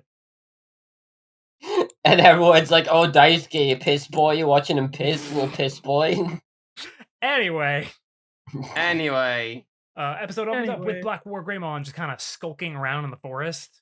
He's like cutting down trees, just kind of wandering. and everyone else The is just like, fucking the little scared fucking Kuwagamon with his yeah, teeth, like, with his teeth clattering. I've never seen like I didn't know Kuwagama could like coil up like that. Mhm. Yeah. So like this is kind of like, okay, he is not a mindless killing machine. He's just like wandering, which is really Well, interesting. He's looking for a good fight. Yeah. That's why he doesn't engage the Kuwagamon. It's like, that's a fucking It's baby. It's a nothing. baby. Literally, I'm not gonna kill a baby. literally not worth fighting. Mhm. Like, literally, unless you get in his way, he will not do a fucking thing to you. So Dip and Shit are tracking Black War Greymon currently, just like keeping an eye on him. And they're like, well, we gotta fucking also deal with these guys. Fucking just make another perfect level. Fuck it. Yeah, like, let's just keep the kids busy while we do this. The kids are talking about how if they had one more Jogress pair, they totally could have taken him. Totally could have taken him with one more Jogress pair. It's like, Just oh, one more. Absolutely not. Absolutely not. You stupid child. Hikari actually is like worried about Black War Greymon. Like she's empathetic toward him, which is really cool. I like this aspect of her character. Yeah, like, cause she's like, oh, like he's a creature who's only born to fight. How sad. Mm-hmm. So they opt to just head back to the digital world and kind of wander around. You know, look for more Dark Towers, try to figure out what they're going to do about like the other Jogress pairs. And Tailmon realizes that where they are right now is about where she lost the Holy Ring originally. So they all decide we should probably go ahead and like, well, See if we can find it. at first Daisuke's like, oh my god, we gotta find it, you guys. Anything for you. So, you know. And then everyone's like, yeah, okay, fine. Like, obviously we should find it, but Jesus Christ, Daisuke. I remember Tailmon making some very funny faces in this whole Mhm. this bit. Daisuke is like, oh hey, Hikari, we can go together. And then for whatever reason, Hikari's like, I'm gonna go with Miyako. Bye. Just decides to do that for some reason. He's like, reason. oh wait, no. What he said when he's like he's trying to go for that, like Vimon like nudges like, don't give up, Daisuke, you'll get her. And then she just leaves, and then he does it again. I like that they use the exact same animation, but they reverse the frame. Very funny. And then he starts choking him like Homer Simpson. It's so fucking funny. As they are wandering around in this forest, we also cut to Ken, who is also here. Ken starts having Dark Ocean flashbacks for some reason. It's likely because they're in proximity to like some stuff. But I think he catches like a glimpse of it, like from the Yeah. like the distortion, and he goes, "Oh no!" yeah, he starts screaming bloody murder, and Hikari is able to like hear him, quote unquote. Big, Like big no one eared else. Freef. Yeah, well, Hikari, not Tailmon. No, I know. So like it's only her that hears him, so it's probably some kind of like weird Dark Ocean connection bullshit. Like she can like detect him screaming or whatever. So she rushes off, and they, Miyako and the Digimon follow her. After they meet up with Ken and kind of like calm him down a little bit, they're just like, you know what, come with us for a little bit, just until you're feeling like you're able to kind of walk Yeah, by because yourself. he's like I can hear the like it's like I see the dark like an ocean of darkness or whatever, and Hikari immediately is like, oh god, I know what him too. hmm So they seemingly just kind of wander into the evil dimension. Like they just happen to walk through like some kind of tear in the plane or whatever, and just kind of wind up in the like phase shifted because they find Daisuke and they start screaming for him, and he seemingly notices them and starts running toward them, but he just goes straight through them. And when they catch up with him, he's just like, I could have sworn I heard them saying something. Where the hell are they? So they've It's like like, a mirror world type thing. yeah, But oh yeah, but Arukenimon and Momyon can still see them. Because yes. there's a bit where they're driving past like where they are, and they're like, those idiots got sucked into another world. Mm-hmm. So they're like weirdly distorted. That's probably just like a Digimon can sense them kind of thing. Oh, actually, you know what? Never mind. I know why she can sense them. It's because I forgot she has Dark Ocean shit too. Yeah, she was messing with the towers. hmm as they're wandering around, they're just kind of being real quiet. So Miyako's like, "How about we sing a song? Play Shiratori? Play some cards. Cards?" No response whatsoever. And Ken is just like, "Man, we're never gonna get out of here. We're gonna die here." And Hikari's like, "Okay, first of all, chill. Second of all, we're gonna be okay." As long as we want to leave and someone wants to see us again. And then And then it's Miyako like, freaks out, saying that Hikari is No, making fun of her.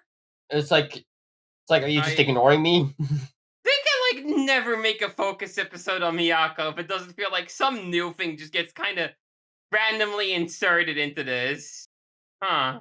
Yeah, Miyako's character traits, the list of her character traits is ever growing.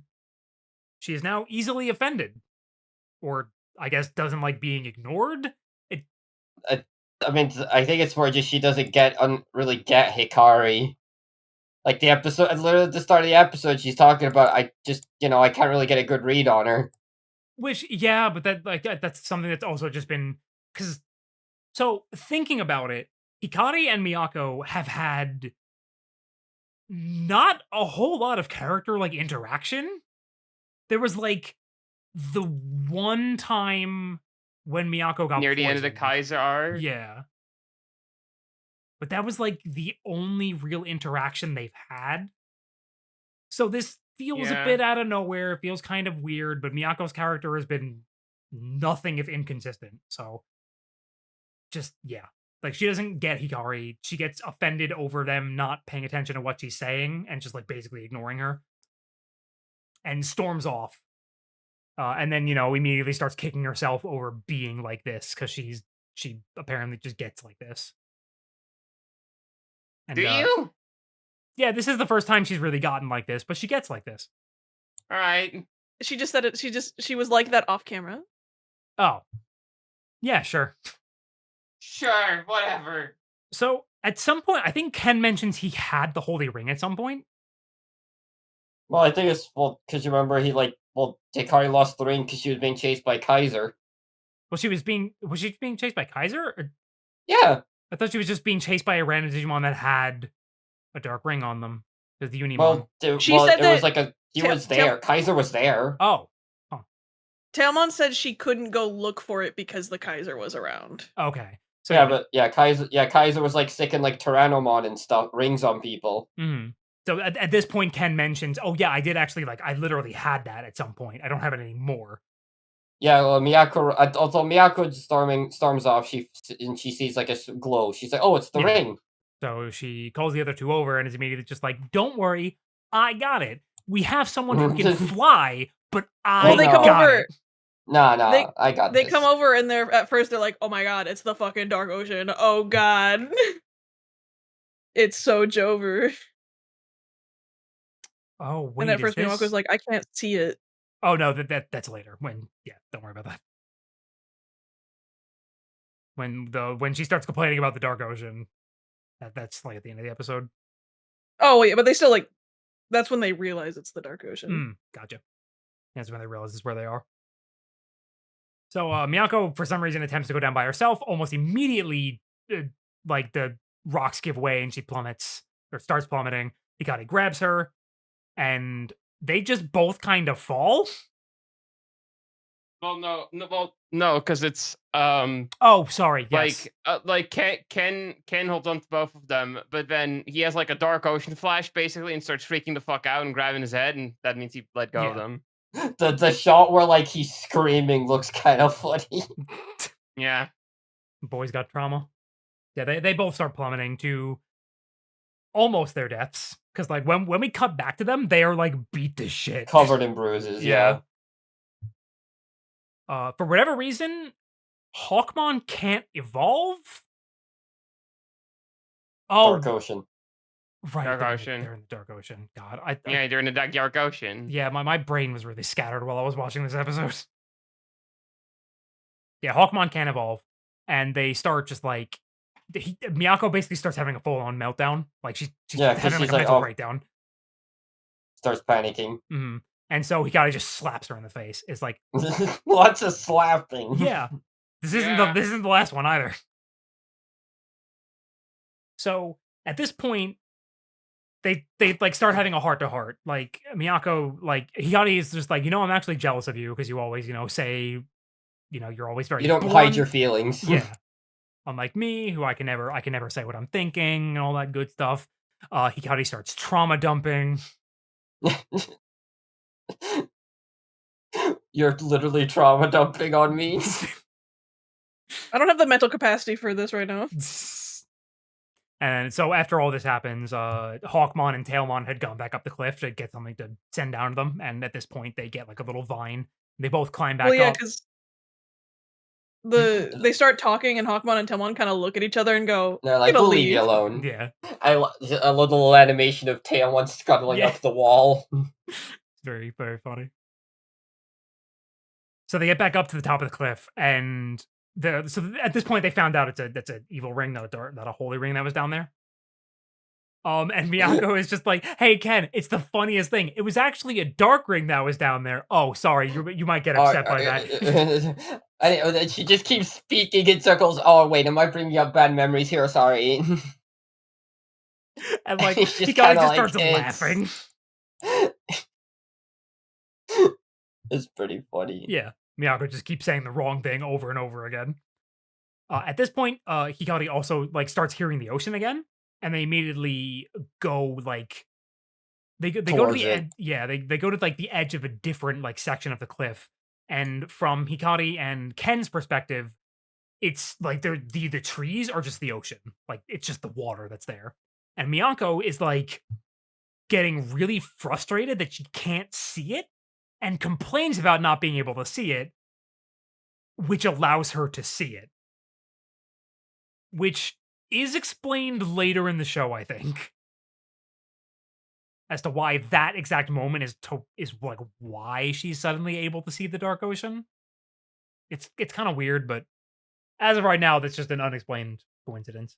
So, our Kenimon does a drive-by spirit needle because she sees them all. Like, this is destroyed when on the she's like, cliff. "Oh, they're all in there. Yeah, Well, have fun with that, dickheads." yeah, and creates a Blossomon, which proceeds to use the like thinning of the dimensions or whatever nearby them to like suddenly appear in front of them from like above the ocean, and all of them are just like, "Oh, there's the rift. We can digivolve now." They just know this, but whatever. So Hawkmon digivolves, Wormmon digivolves, and for some reason, Hikari starts freaking out seeing Blossomon. It's like I think it's its roar. Like its roar is like Yeah. giving her like dark ocean flashes. Which is bizarre, but sure. And like she drops the D3 and she's like completely freaking out, like on the ground. At which point, Miyako is just like, "Get a hold of yourself," slaps her. And at this Girl point, power. we get girl power, and then we get the pink light of homosexuality. Like, like- just, This bit is another thing where I'm like, have you always thought about Hikari like you never talk? So like They say some pretty like they say some pretty intimate things to each other here. Like I guess it just like kind of falls flat for me because I'm like, this This had like 10 minutes of build up, dude. Yeah, it's another issue of them not like really building up to this specific thing. But yeah, so with the all this leads into the second Jogress, which is Sylphimon between Tailmon and Aquilamon. Very Your good, Jogress. Yeah. your Digimon looks GNCAF. You're insane. You're insane. Sylphimon does not get CG for her evolution sequence. Fucked up. Sylphimon then proceeds to one-shot Blossomon with Top Gun. With its signature move, Top Gun. Such a Also, funny shoutouts to Sylphimon's Kamen Rider belt. Yeah. Cool. And then I believe it's Hikari says, "I'll never go there again," in reference to the Dark Ocean. I'm just like, You Hmm. keep saying that. That's where this episode wraps up, which means we can very quickly get into Shin Dubs on episode 31. Opposites attract. Blossomon, name kept the same. Its special move, Spiral Flower, kept the same. Sylphimon kept the same. Top Gun, can you believe it, was changed to Static Force.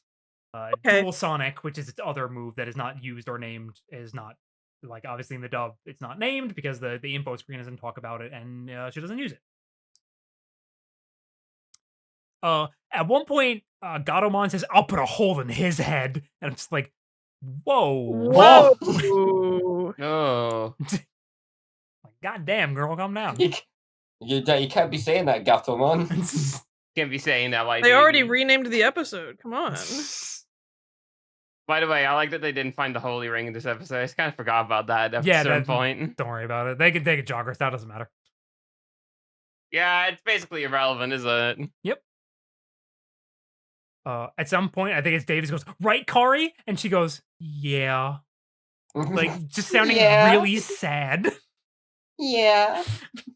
It's so weird. When Yoli is freaking out at the bottom of the cliff, she says, "I'll never get married, have children, make millions in the stock market," and then she gets slapped. Me neither, girl. You won't be Neither, no friend of mine will be getting into investing. At one point, No, Kari. Yole, don't get into cryptocurrency. At one point, Kari says, "You seem to bring out the worst in me," so I wrote Toxic Yuri. Sure. They make each other worse. Yep. One of the things Yoli says during her little oopsie daisy, I keep saying the wrong things rant was, "You used to be so brave back then. What happened?" Talking about when he was the Digimon Emperor. God. And then I do like, okay, even like if it's not like had a lot of build, I do like them leaning into the whole thing of like they are very opposite in terms of personality. Yeah. It's a good basis. It just needs to be built upon. When they are describing Sylphimon, they talk about Sylphimon as having Gatomon's grace and Aquilamon's strength. Hey. Interesting aspects to choose from both of those Digimon, sure. Aquilamon's bird.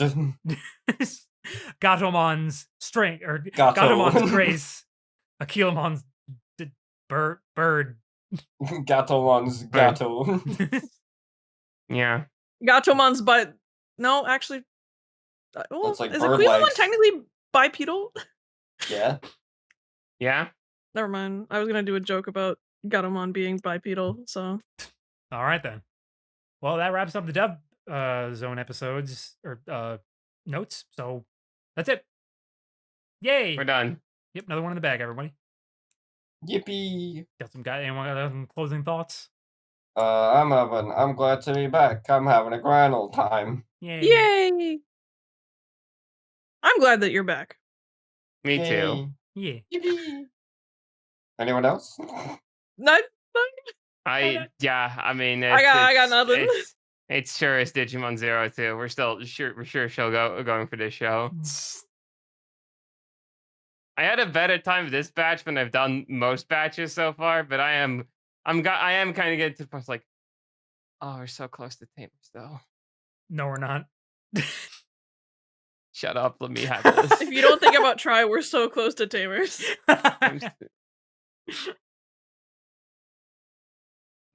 Enjoy this fucking show while you can. We got try after this. Yeah, like, well, yeah, no, try comes before all the other stuff. Oh boy, the Death March. How the fuck do we go on and you know what? Stick this stick this at the very end of the episode, Lord. Yeah, what's up? How the fuck did we go an entire episode without quoting Smiling Friends? Oh my god, you're right. How the hell did we manage that?